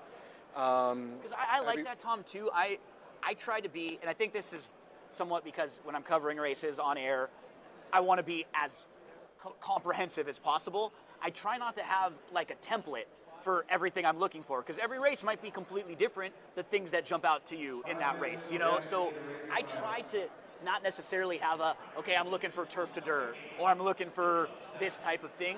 I think when you are just kind of looking that way, it will help. And I mean, we have such great tools now with DRF and with the DRF formulator in particular. Like that just makes our life so much easier. We have the best handicapping data at our disposal with Daily Racing Form. All access past performances. We have the classic and formulator PPs. We have Timeform US, which really helps make it a lot more visible for somebody. You can use that pace projector and it'll show you right off the bat how the pace is going to set up for a race, and the pace makes the race, right? The old adage is the pace makes the race. I believe that to be true. If you see, you know, race favors front runners, or if there's going to be a hot pace, you better take it into account when you're handicapping, because like you said, every race is its own template. You know, it's I kind of think of handicapping as an art a little bit, right? I said the same thing Did you earlier. say that? Exact same thing. we think alike. It's a little bit of an art. Make no mistake. At the end of every piece of art, you want to make some money, right? Like that's the goal at the end of it. But to visualize a race using the data, like it's an art. I totally agree with you. And we have a promotion going on right now. We've sort of changed the way you can purchase past performances. If you're someone who maybe you haven't gotten the all access, or you've never looked at the Timeform US, or maybe you've only used Classic, right now you can purchase like an unlimited day pass where you can get multiple tracks for the day. You can kind of test it out a little bit, try it out. Oh, this is what that is. Now you just have extra tools. I mean, it's so nice to be, I did it exactly myself. I have my Formulator past performances up, and I click back and forth to Timeform US all the time, looking at the pace projector, the speed, like who's going to be the ranking of the speed horses, and then the closers, who are the stronger closers, because it just kind of complements the things that I'm looking at already. Totally. And the coolest thing about the unlimited pass performances, if you buy a day pass or a week or monthly, whatever it is you buy, it gives you the opportunity to pick and choose between tracks. So you can glance over the past performances and pick and choose the races that I didn't really like you those play. tracks today, you know? Yeah. Which I think sometimes can be discouraging for players if you're going, well, I don't want to pay for this track, and then I'm not going to end up playing it, or there's scratches, or I only end up playing one race. When you purchase that unlimited day pass, just like you said, you can go all over. You can start opening up tracks that you've never opened before. Maybe you play a race or two at Turfway, and you haven't played them because they're a little later on in the day. It just gives you options. That's right. So we're like 2 minutes from this mandatory, right? Oh boy. Your picks are in, right? I did put in my pick, yeah, Okay, I good, did. good. I was like, don't miss your pick here. Nah. Can you tell us how you're taking this race? So this is the one race of the day that I had. So I planned out my entire day. This one race is my deviation from the plan, right? The race was taken off the turf. There was a few scratches in the race. There was some rain over at Santa Anita. The track is labeled as good, so there's some moisture in the track. So I had to re-handicap this race. I landed on the favorite. I didn't want to take the favorite in the contest. I have $89 in my bank, I've earned $89 today. I think Invincible is the horse to beat, number 8. I ended up going with number 7, Hula Candy, in the contest. Nice pick. I think Mullins is the hot trainer right now. Yeah. The horse did run 3 back on the dirt and did not run well. You know, its workouts have not been encouraging on the dirt. They've been kind of keeping this horse in the synthetics and the turf, probably for a reason. But I think that, you know, having the hot trainer matters for something, and I'm hoping that he can hit the board at a price. Is that around the price you were hoping for? For Hula Candy? 6-1 right now? He's about 6-1. It's fine in this race. I mean, the field, it got cut down to, let's say, what's the horse field now? And it was a very, you pointed out, a lot of this field was a turfy field. Yes. They were all horses with recent turf forms, so you're going to be probably picking or looking at a few horses that maybe didn't have some of the best dirt races or not as much dirt form overall recently. So that's right. I think from a class standpoint, I felt like Hula Candy was probably one of the classier horses in the field, regardless of surface. Where if he were to show up with one of his better efforts, and everybody else did too, that's probably good enough to win. So TQ, 2 more mandatories for you, 1 more of your optionals. We're going to be rooting you home, Team DRF and Team Monday Night Raw for Gino and Tom. So I'll be hoping you win, Tom. Thank you guys for all you do. Good luck. And I hope everyone watching at home is picking some winners too, along with the show. Thank you. Good work, guys. Like they're easy and free. There you go, Gino. Doing okay today. Giddy up. Hopefully we've led a few of you in the right direction. We're going to lead you on over. It's post time. The horses are at the gate for the 5th. And a special welcome to our friends at the Horseshoe, the NHC. This mandatory race, the biggest price on the board is 10-1. Good luck, and especially good luck to those who have made their presence felt in the Eddie Logan and and they're off. Baldoro is out very alertly. So was Awesome Rhythm, who's flashing good speed too. Invincible is now up, vying for the lead as Baldoro backs off the top pair. Tis a Good Thing is fourth and 5 lengths off the pace. Hula Candy and Rhythm on stage at the back. It's Awesome Rhythm to the half-mile pole, pressed by Invincible. Another 4 lengths back to Tis a Good Thing in third. Baldoro is fourth, 6 lengths off the pace. Hula Candy on the outside, and Rhythm on stage is down at the rail. Heading to the 3/8 pole, Awesome Rhythm in this mandatory NHC race leads the way. Invincible and neck back second. 2 more back to Tis a Good Thing third. Baldoro is trying to move up in between horses. Hula Candy outside of him, and Rhythm on stage is the trailer. A quarter of a mile to go, and Invincible is up to take a narrow lead from Awesome Rhythm, who's not done and fighting bravely. In fact, Awesome Rhythm back in front at the 8th pole. Invincible going with him. They're shoulder to shoulder coming to the 16th pole. Awesome Rhythm and Armando Ayuso on the inside. Invincible and Giovanni Franco. Awesome Rhythm turns him away. Awesome Rhythm scores by a length. Invincible was second. Tis a Good Thing third in front of Hula Candy.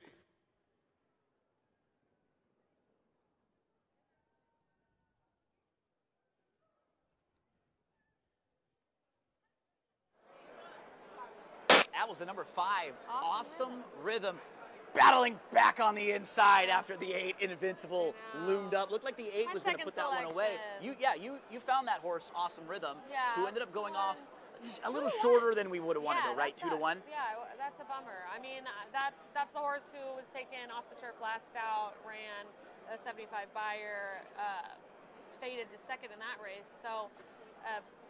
Came back this time, and did not. Everything made sense when you look back at it now too, right? Had the layoff, needed the race, second start off the bench, was much fitter.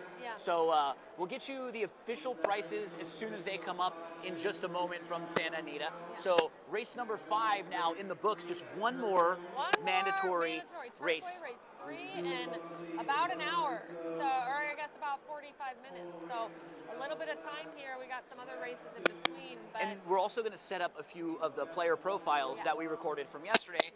So in the last hour and a half or so of our show, we'll probably have a couple more of those because there's just less racing going on.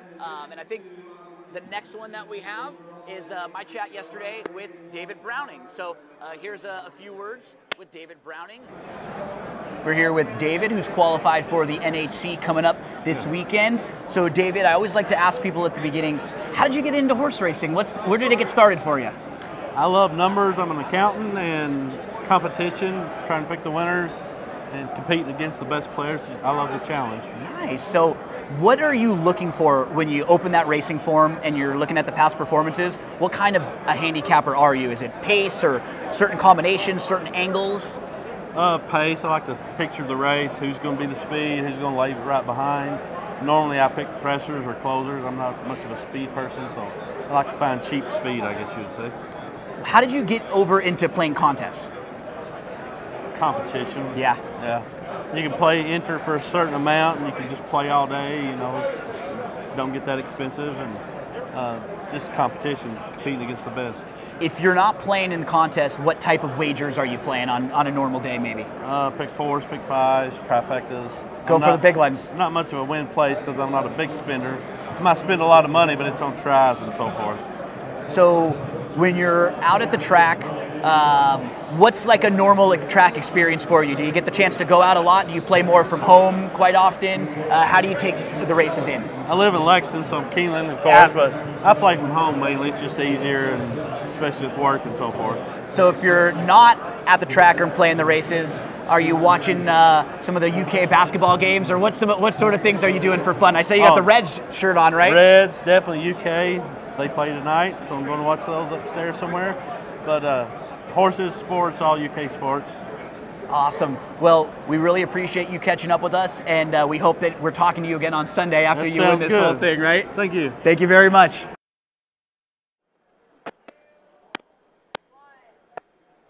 So great catching up with the different horse players from all over the place and seeing how they got to this point, got to the room where all of these horse players want to be, trying to win the $825,000 prize.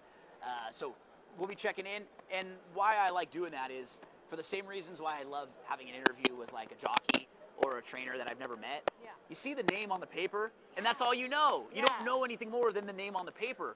But when you talk to a jockey and you find out about them and how they came into the sport and all of the hard work that they do, and then you hear their story, and then you talk with someone that says they're like a BMX rider, and now you just have something to put two and two.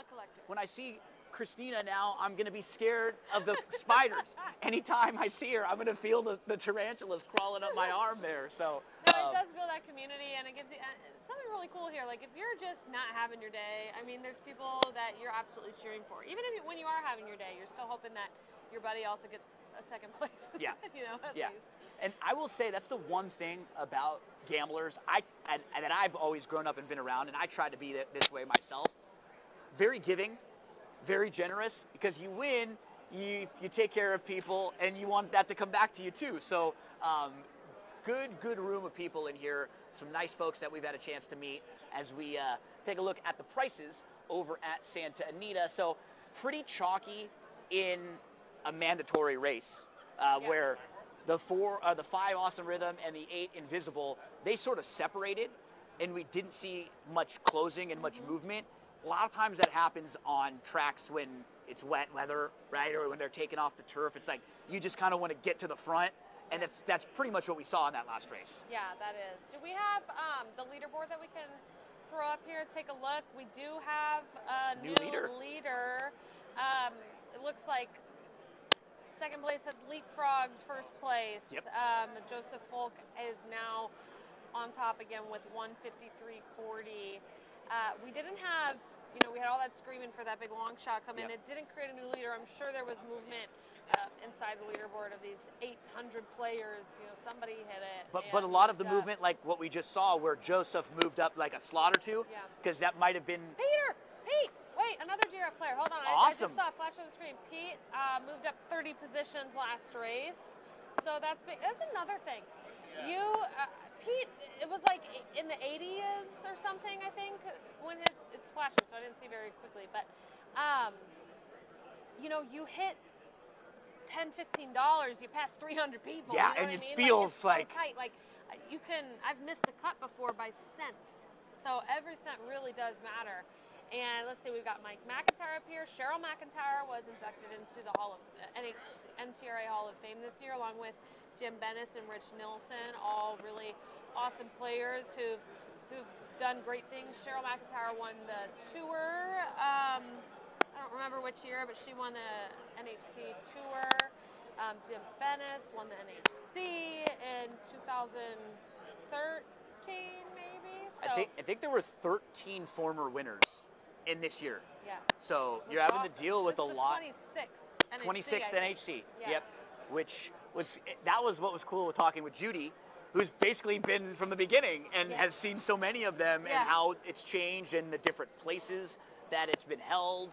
And I think when we were talking at the very beginning, early on, she said that they're going to probably have to scale out of this place now too, because it's getting bigger and bigger and bigger. They got to find bigger rooms. Which is awesome. Yeah. An event like this should grow. It's such a fun time. There's a lot on the line, and I love what they've done with the prize structure, where they've really spread it out. Obviously, it's great to have a $1 million top prize, but $825, which I think last year was $800. I might be wrong. I think it's a little higher. But I think it's a little higher this year. So it's great. It's if you've won if you've made it here first. Yep. That's already a huge success to just be here. And then the fact that the top 10% all get something out of it money-wise, it's just great that it's getting so big. And like we heard from Tom, you're going to gain experience and knowledge every time you're here. Yeah. Right? He picked things up from last year just to come in this year feeling more confident. Tom said, I'm going to lose with my horses this year if I lose. Right. And I'm fine, and I've got these horses that I'm going to play.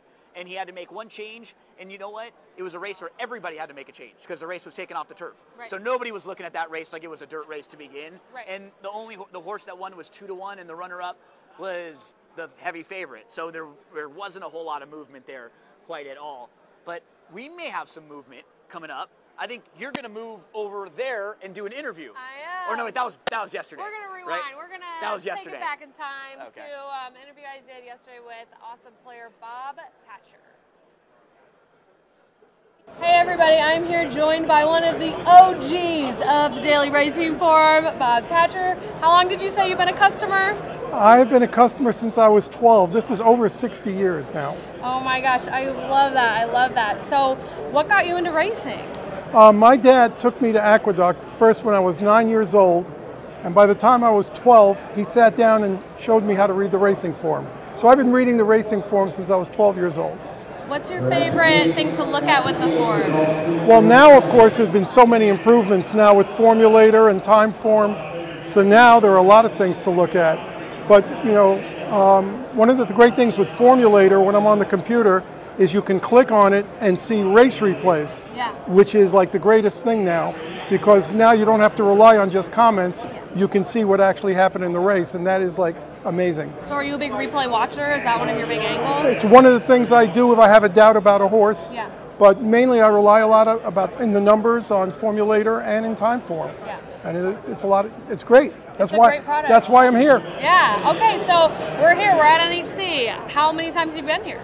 This is now. I didn't get started till late because I didn't even know about this. Okay. So I got started late. I've been here 6 years in a row. That's fire. That's hard to do. I mean, for people who aren't aware, like this tournament is hard to get into. Well, I only started about 7, 8 years ago. So what got you onto the tournament? Did somebody tell you about it? My brother was into this, and I didn't even know any of this existed. Yeah. And once he got me into it after the first year, I've been here 6 years in a row. I love it. I look forward to this every year, and if I don't make it one year, I'll be very disappointed. So hopefully, you still come. Even if you don't make it, I didn't make it. I'm here. We're playing, right? Yeah, but this is fantastic, and again, you know, the product that Daily Racing Forum puts out is a great help. Love it. We gotta get him on the payroll. He's a great promoter of us. Okay, so you're based in New York though? Is that where you're at? No, I live in Coral Springs in Fort Lauderdale, Florida. Oh, nice. Not far from Gulfstream. Okay, so Aqueduct originally, now Gulfstream home track. Used to live in New York, yes. Okay, awesome. Well, it's getting rowdy and loud in here. We're in a mandatory race, but I guess anything else you want to say? No, just I appreciate your product and I love it. Thank you. Thank you so much for joining us. Thank you. Like such an OG DRF player, handicapper. I think he said he'd been using the forum since he was 12 years old, like more than 60 years. So I don't know. This is really I've been working at DRF for 2 years and I love it. I love the product. I've been in horse racing for maybe 8 years. So doing all those interviews was really awesome and kind of eye-opening to how long we've been around. I think we've been around like 131 or 132 years.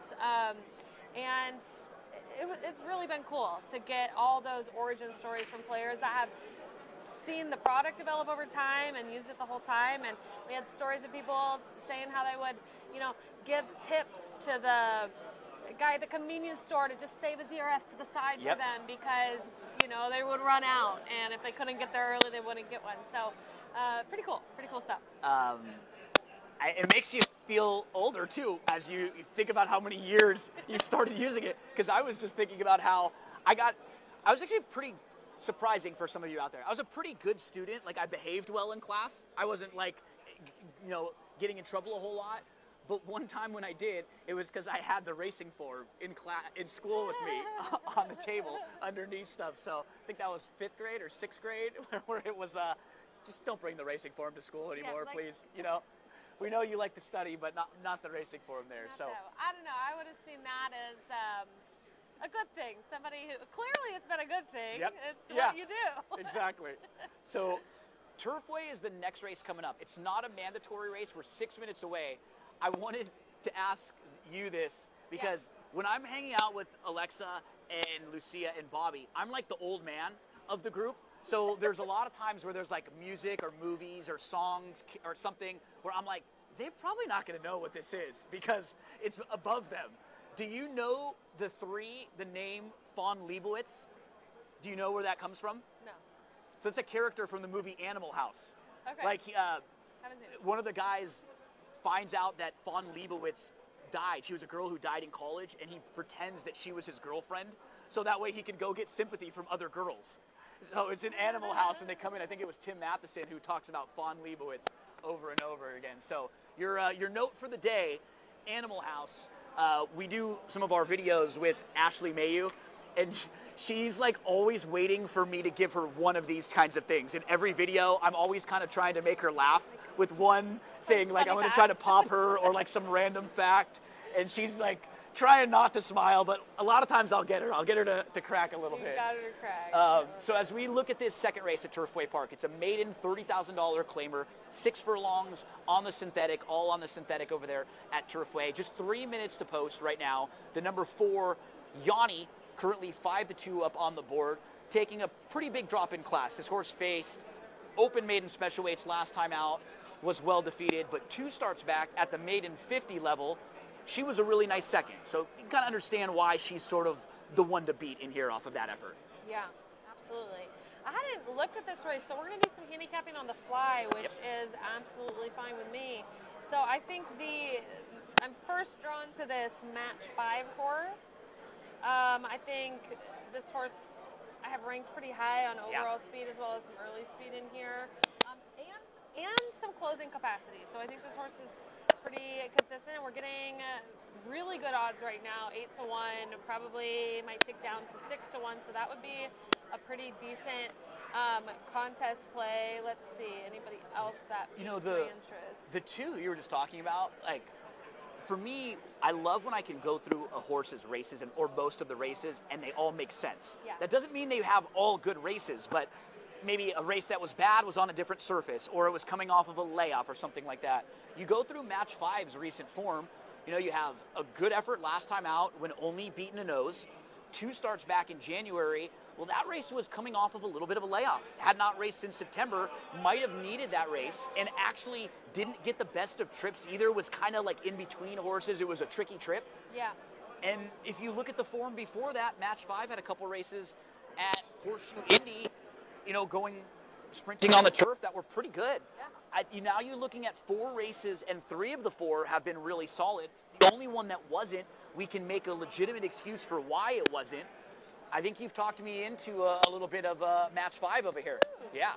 All right, I like that. Match 5. Let's see. The other one I'm kind of interested in looking at. I want to look at on Formulator pull up the sire stats for Blame. This Pisgah Pike, the 6. See, I have him ranked fairly well on a couple of my own figures, and first time starter is 11%. It's pretty average, nothing wild and crazy there. I know the synthetic but dirt sprint looks like really where that bloodline is at.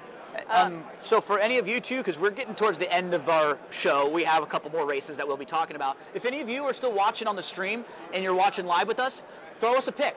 Let us know who you like in some of these races upcoming. The final mandatory is Turfway Race 3, and then we'll also be taking a look at Santa Anita, race number 6, coming up next. So if you want to share a pick with us, I'll keep monitoring, and if you share any comments on the YouTube stream, we'll throw your name out there and give you a little bit of a shout out. So okay, I just went and bet my 20 to win on match 5, the number 2. Love that. I need to do the same. Here I go. They're going into the gate right now. Turfway. We can't show you that race live, but we just want to remind you that if you're wanting to make a wager on that race, get on over right now, get your wagers in for Turfway race number 2. Over at Santa Anita, race number 6 is a Calbred maiden special weight race, 6.5 furlongs on the dirt. We can show you the track feed for that one. And in a few moments, we can get a little bit more into that race as well, Alexa. We actually send a couple of these horses today. The track's Santa Anita every day for their broadcast for race number 6. So I have a couple formulator facts that we sent over to Santa Anita that we can share with you as we look at this field. So yeah, I'm still trying to get this. Don't you worry. I'll take care of it for right now. Let's see if you can get yours in. Race 6 at Santa Anita. We'll set you up there. We'll check in on the leaderboard in just a little bit also. I got it. No, I didn't. Oh, no. I clicked it right. That day. And then she came right back and she ran a turf route and went to the sidelines. And for a wager. Okay. So they're running right now. We hear the voice of Tony Callow in the back calling the races at Turfway Park. Like Tony, he gets so excited for every level of race. That's what I love, and that's how it should be a lot of the time. Because for somebody watching, that's the most important race of the day. Absolutely. For an owner, that's the biggest deal. You've done so much just to get to that point. So I love that he's so excited every time he's calling the races there over at Turfway Park. So good luck to anyone who got Match involved. 5 was really up there at first, and now it's kind of fading to the back. We've got the 10 next up, who's kind of striding out at the top of the stretch. Yanni, that favorite in second, tepid favorite. It looks like it went off at 3-1. So they're now, I'm doing like a little race call here. Oh, there you go. Your screen. Okay, yeah, next up is just striding out. I think next up has got this in the bag. High Summer closing at 17-1. On the outside, looks like he's going to get past Yanni for the place. If you're a tournament player and you have that 17-1 in second, that's still really good. I mean, you're probably going to get, okay, so I have been playing less tournaments lately just because I've been so busy with work. Yeah, but I will say, when I was playing tournaments like every day, the feeders and the qualifiers and those. Like on a Tuesday, on a Wednesday, on a Thursday night, you know, like every single day, I had every like $2 win plays for every single odds, everything, like so memorized and calculated in my head. I knew exactly, like down to the cent, how much you were getting. I'm not a math person, but when it comes to this, I am quickly. Like, and I do hedge, which is not always a popular opinion, but I think it makes total sense. I'll tell you an example, okay? Which I didn't win this hedge, but I was so glad I did it. I was in a horse players tournament. I was in the lead. It was a pick and pray, going for a BCBC entry, which is worth $10,000. And pick and pray means all the selections are already in. You can see what everybody has. And you can't make any adjustments. They're change. locked in. So you know. So I knew exactly what horses could get me. And it was one horse, and it was 22-1. And I put $500 to win on that horse. I was getting my 10 grand, my 9,500 with that, regardless. Period. End of story. Okay. And you know what happened? That 22-1 came screaming down the stretch. Lost by a nose. So glad I put that bet in. Are you kidding? I would have been devastated. If the horse and it would have been a very easy thing. And yes, I cut my profits a little bit. It was a smart. That's the key. It was an educated wager. You're going to be right or you're going to be wrong, but you made the right call. You swung it.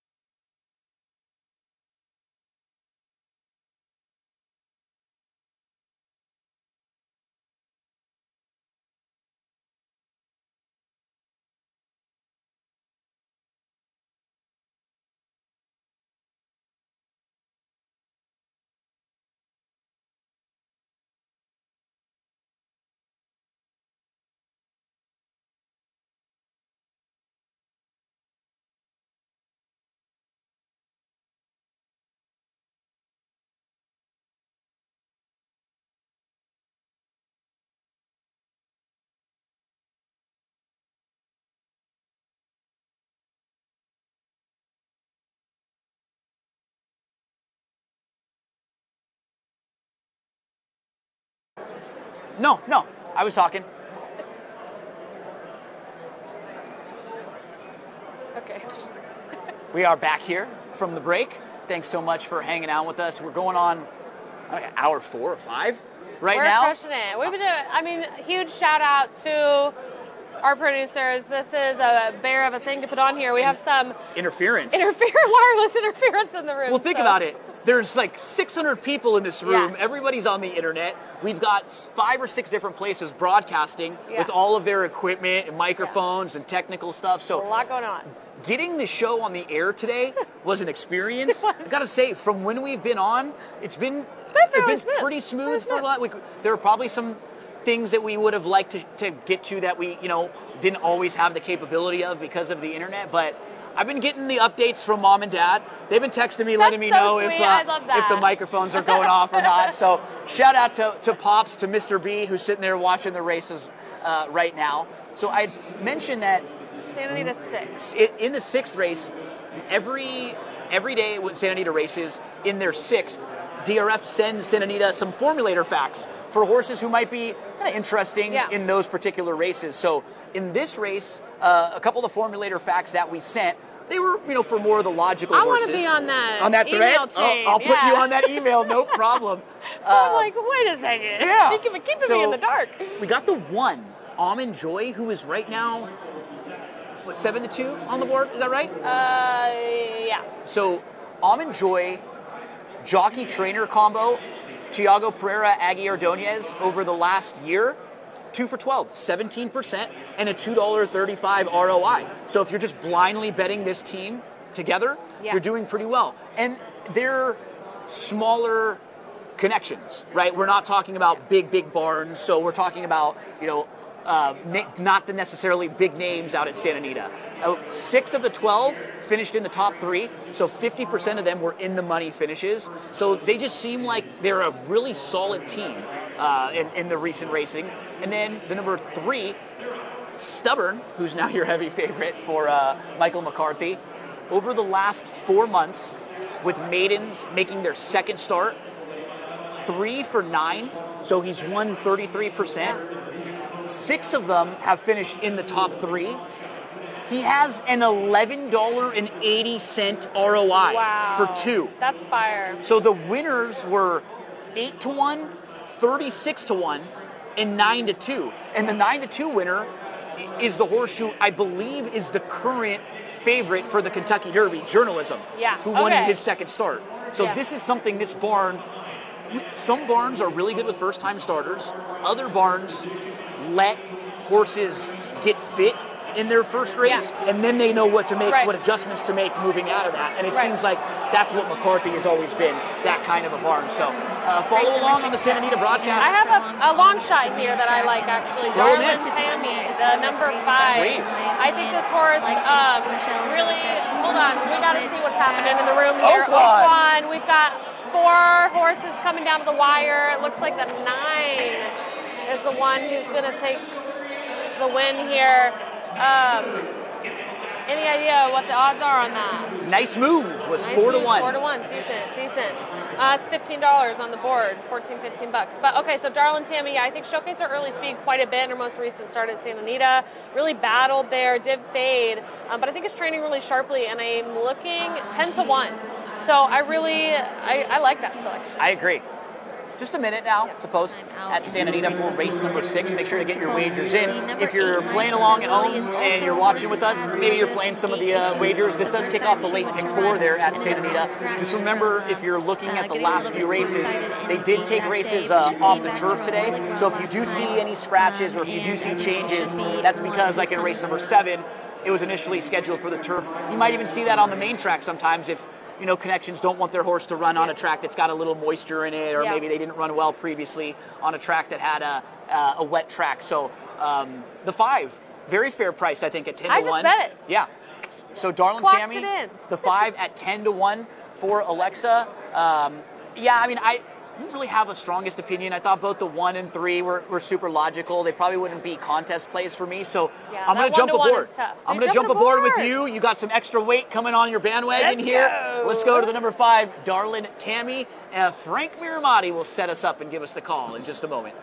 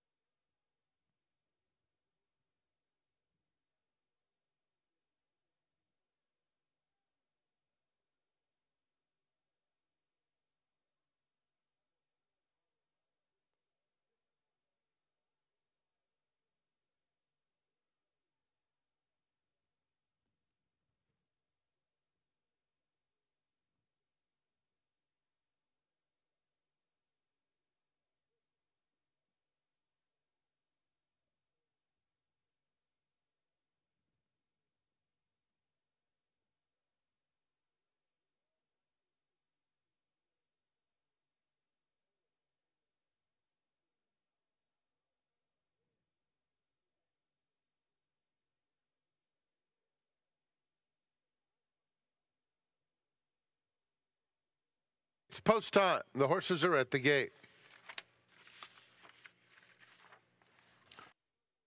This weekend, come try your luck out with the $30,000 Pot of Gold promotion. First Rewards members able to pick an envelope from the Pot of Gold. Every envelope contains a cash voucher. One lucky fan could take home the grand prize of $5,000. That's this Saturday, Sunday, and special racing on Monday. And keep in mind, Monday, with the added program, we're going to treat it like our Fridays, which means free admission, free parking, and great drink specials. Enjoy the Pot of Gold and best of luck this weekend.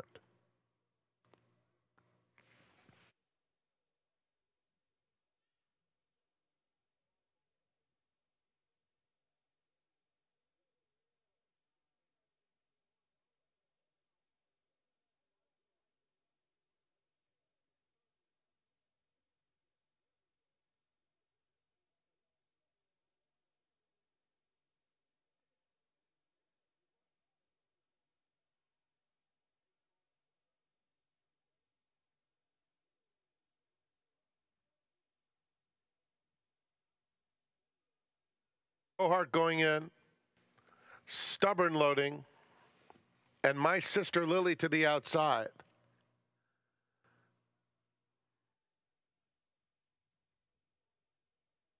Bring up and in. And they're off. Miss McKenzie and My Sister Lily vying for the early lead. Just behind them, Darlin Tammy moves up in the white blinkers. It was a better break today for Stubborn, who's only 2 lengths off the leaders, and down at the rail, Omen Joy. They are followed by Miss Practical, 3 lengths off the pace, and Cohart is by herself at the back of the field. Down the back stretch, and it's Miss McKenzie and Darlin Tammy head and head for the lead. Omen Joy at the rail, and Stubborn backs off a bit in 4th, has 2.5 or 3 to make up. She's joined by Miss Practical, who's moving up sharply now to take 3rd. A gap of 5 to My Sister Lily, who is then 4 lengths clear of Cohart. They're coming to the quarter pole, and Miss Practical, marching up very smoothly, is up to take the lead now. Miss Practical, the new leader, with a 1/4 mile to go. Miss McKenzie trying to match strides in 2nd. Down at the rail, it's Darlin Tammy. Almond Joy's had a good trip and swings to the outside. Stubborn has dropped right out of it. They're inside the final 1/8 mile. And it is Miss Practical, Darlin Tammy, and here's Almond Joy and Tiago Pereira on the outside doing best of all. Almond Joy will pull away in the final strides to score by 2.5. Second to Miss Practical, Darlin Tammy 3rd, Miss McKenzie ran 4th.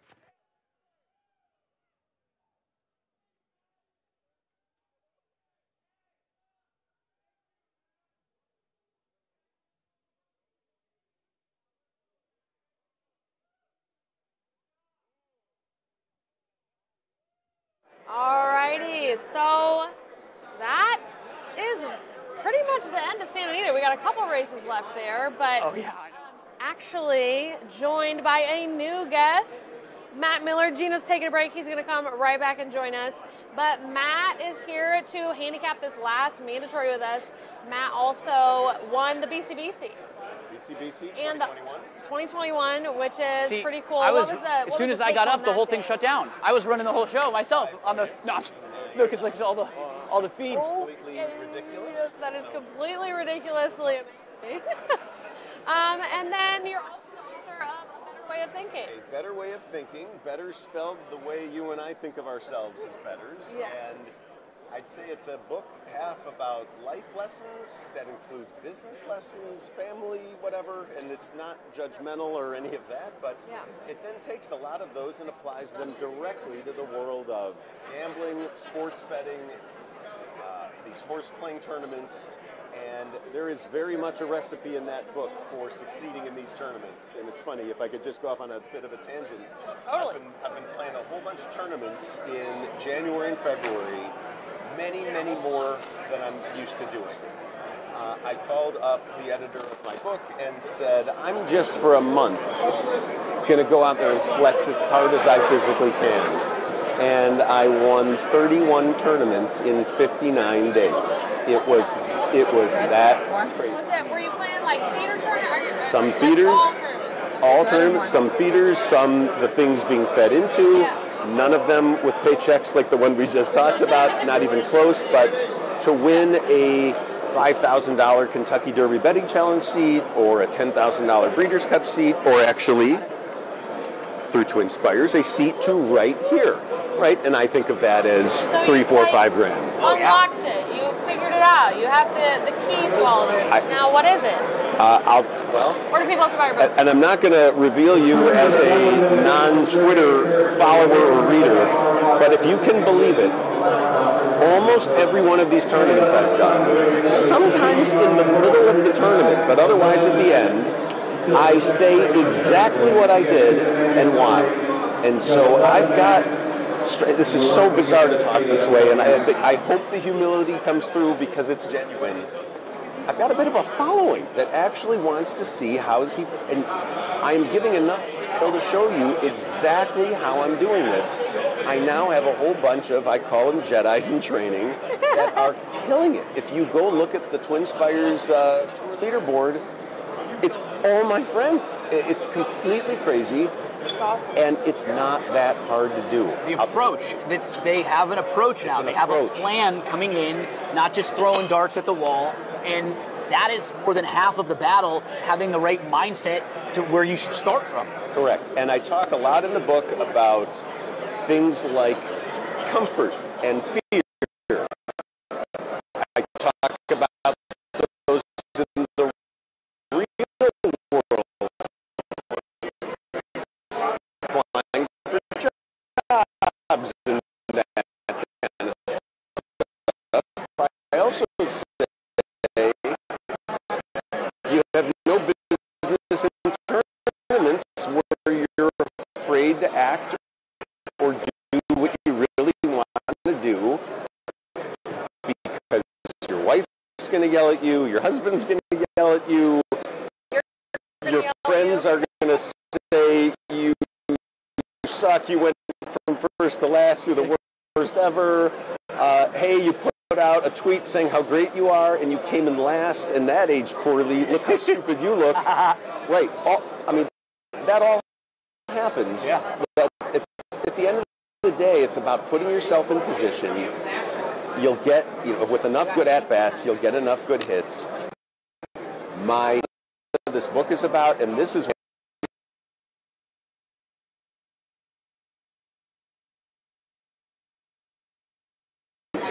and light bulbs going off with people that think they have to hit huge exactas and tries to win tournaments. That is not true.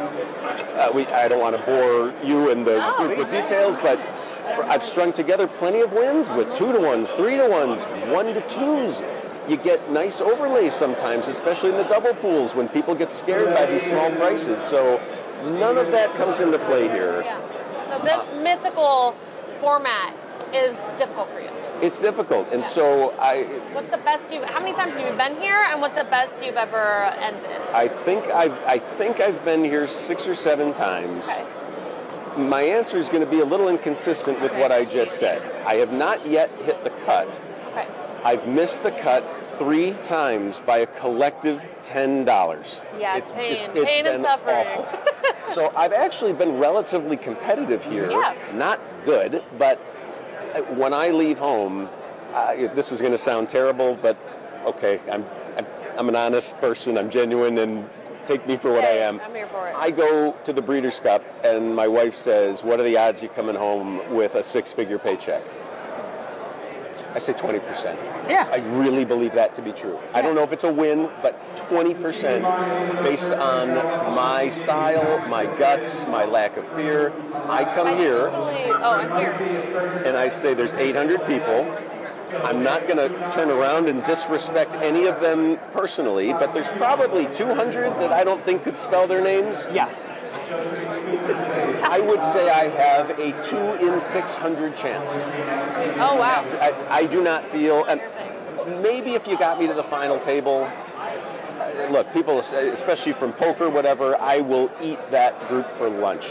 If there's any kind of game theory and hand-to-hand combat involved. I do agree in these tournaments, a lot of the people probably do not have the strategy in place to win. It doesn't mean they won't, you know, but for the most part, I see a lot of people making, you know, bets in live money tournaments that are, and my friend Troy won an NHCC playing like, you know, $5 exacta boxes, and he just hit like 3 of them throughout the day with 20 to 1s.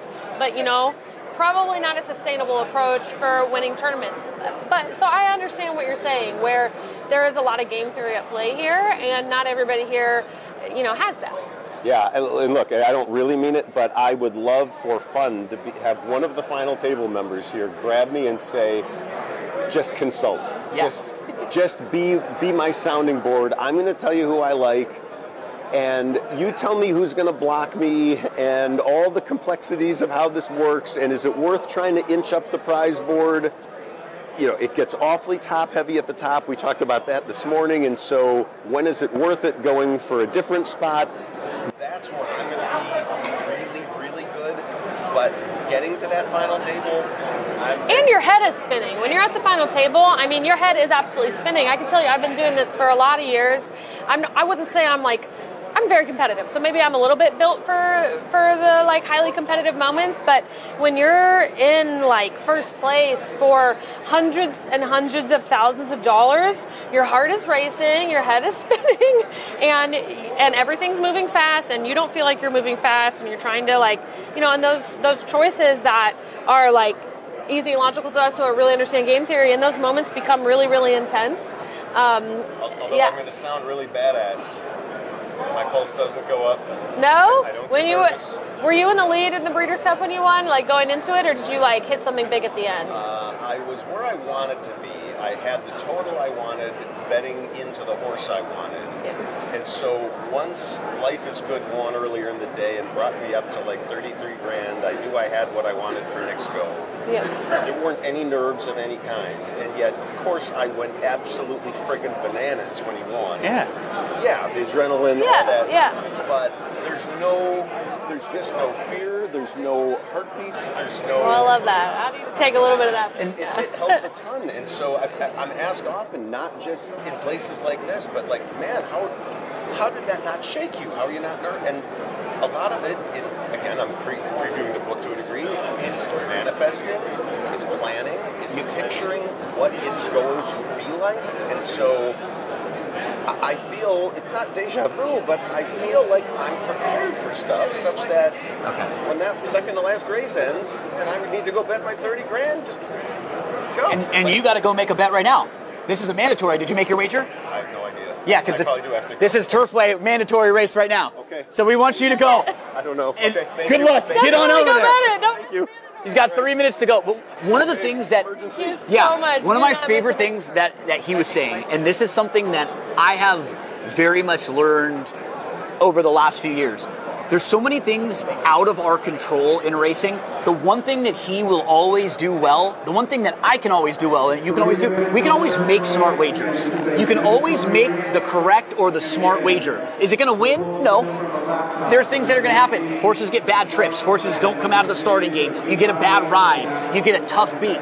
Do you get stuck in traffic? A million reasons could make you lose. Yeah. But why I've become just more confident recently and why I like what I'm doing, I know I'm going to come in, I'm going to make smart wagers on horses that are good prices, that aren't undervalued, and if they lose, I'm wrong. Yeah. But there's nothing I could have done about it. Once I start hemming and hawing, and once I don't do what I wanted to do, that's my worst fear. Yeah. That's the thing that I'm the most frustrated with. And we heard it from him, we heard it from Mike, so multiple champions in this space have both said manifesting, mindset, confidence. I mean, those things are so important in every aspect of life, but especially here. But we are like 2 minutes out from the last mandatory race of the day. Oh, we have someone else. So that was Dylan, right? No, Dylan is in 12th place. Dylan's 12. He's going to go compete. So we were talking with who right now a minute ago? Matt Miller. Matt Miller, former champ, because that was from Robert, who asked. Shout out to some of the folks out there. Robert, Glenn Motto was asking about Formulator. Glenn, if you go to shop, DRF shop, you can click on anything you want, and you can check out all the prices for any of the past performances you need. James Matthews, Robert, all checking in with us. So thanks so much for hanging out with us and posting some of your comments on the YouTube live stream. So as we get set for this final mandatory race. It's the final wager of Friday that everybody in this contest has to make. Who would you be playing right now? I really like the 4 Friar Newton, only getting 3-1 odds, but I still think that's a decent play. Probably pick up $12 or $13 on the leaderboard. One is maiden race at Indiana Downs last June by a length and a quarter. As a 6-1 third choice, displaying an effective rally from off the pace to take command of the stretch. Has strong connections with Paulo Lobo, 18% win in 2024, and Gerardo Corrales. So that would be my selection, Friar Newton. What about you, Gino? I'm right on the same page with you. I put a few bucks on the 4 a minute ago. Lightly raced with some upside. What's nice about Friar Newton, his running style, he always puts himself in striking range, and in the races where he's facing better, he just can't finish. He's facing tougher horses. Now he's dropping down. He's going to go second start back after that layoff. So he faced better. He's going to be fitter. Now he's dropping. So once he looms up, I just think he's going to continue on a little bit more in this spot than he did the last time we saw him. So the number 4, Friar Put a bet on him Newton. as well. Alexa, and for me, clicking down right now to 5-2. Thought that other horses that you could maybe give a look to. Kentucky Go-Go is one whose synthetic races have not been good and has been coming from out of it. He kind of needs a little bit of help up front. Going through the field, as we there's not that much early speed, honestly. If you're looking for like a longer shot to get a good run for your money, maybe even a horse like the 3, Cruisin' and Boozin', I could see even the way outside horse, the 12, maybe being like a big price to pick up pieces, right? The 12 was my second selection here at a price. Looking at the odds.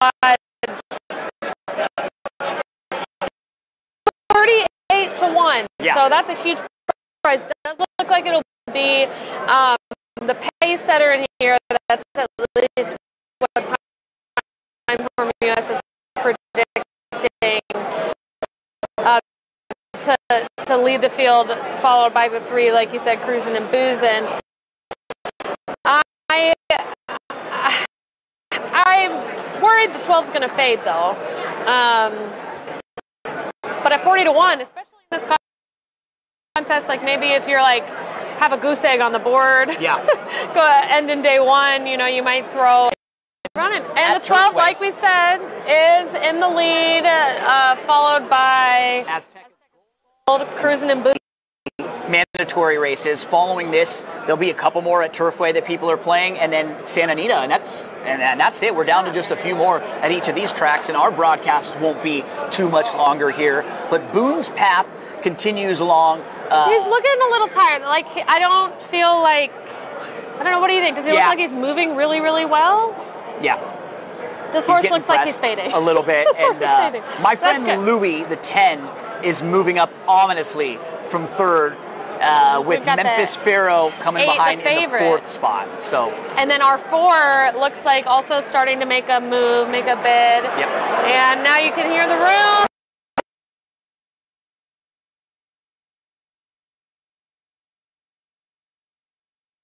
This field down. And we got the 11 though, Pool Guy moving pretty hard on the outside. Might beat my friend Louis for 2nd, it looks like. Memphis Pharaoh going to win by about 3 lengths when it's all said and done. 8, 11, 10, 5 was your order of finish over at Turfway Park. So mandatory races are all done for the day.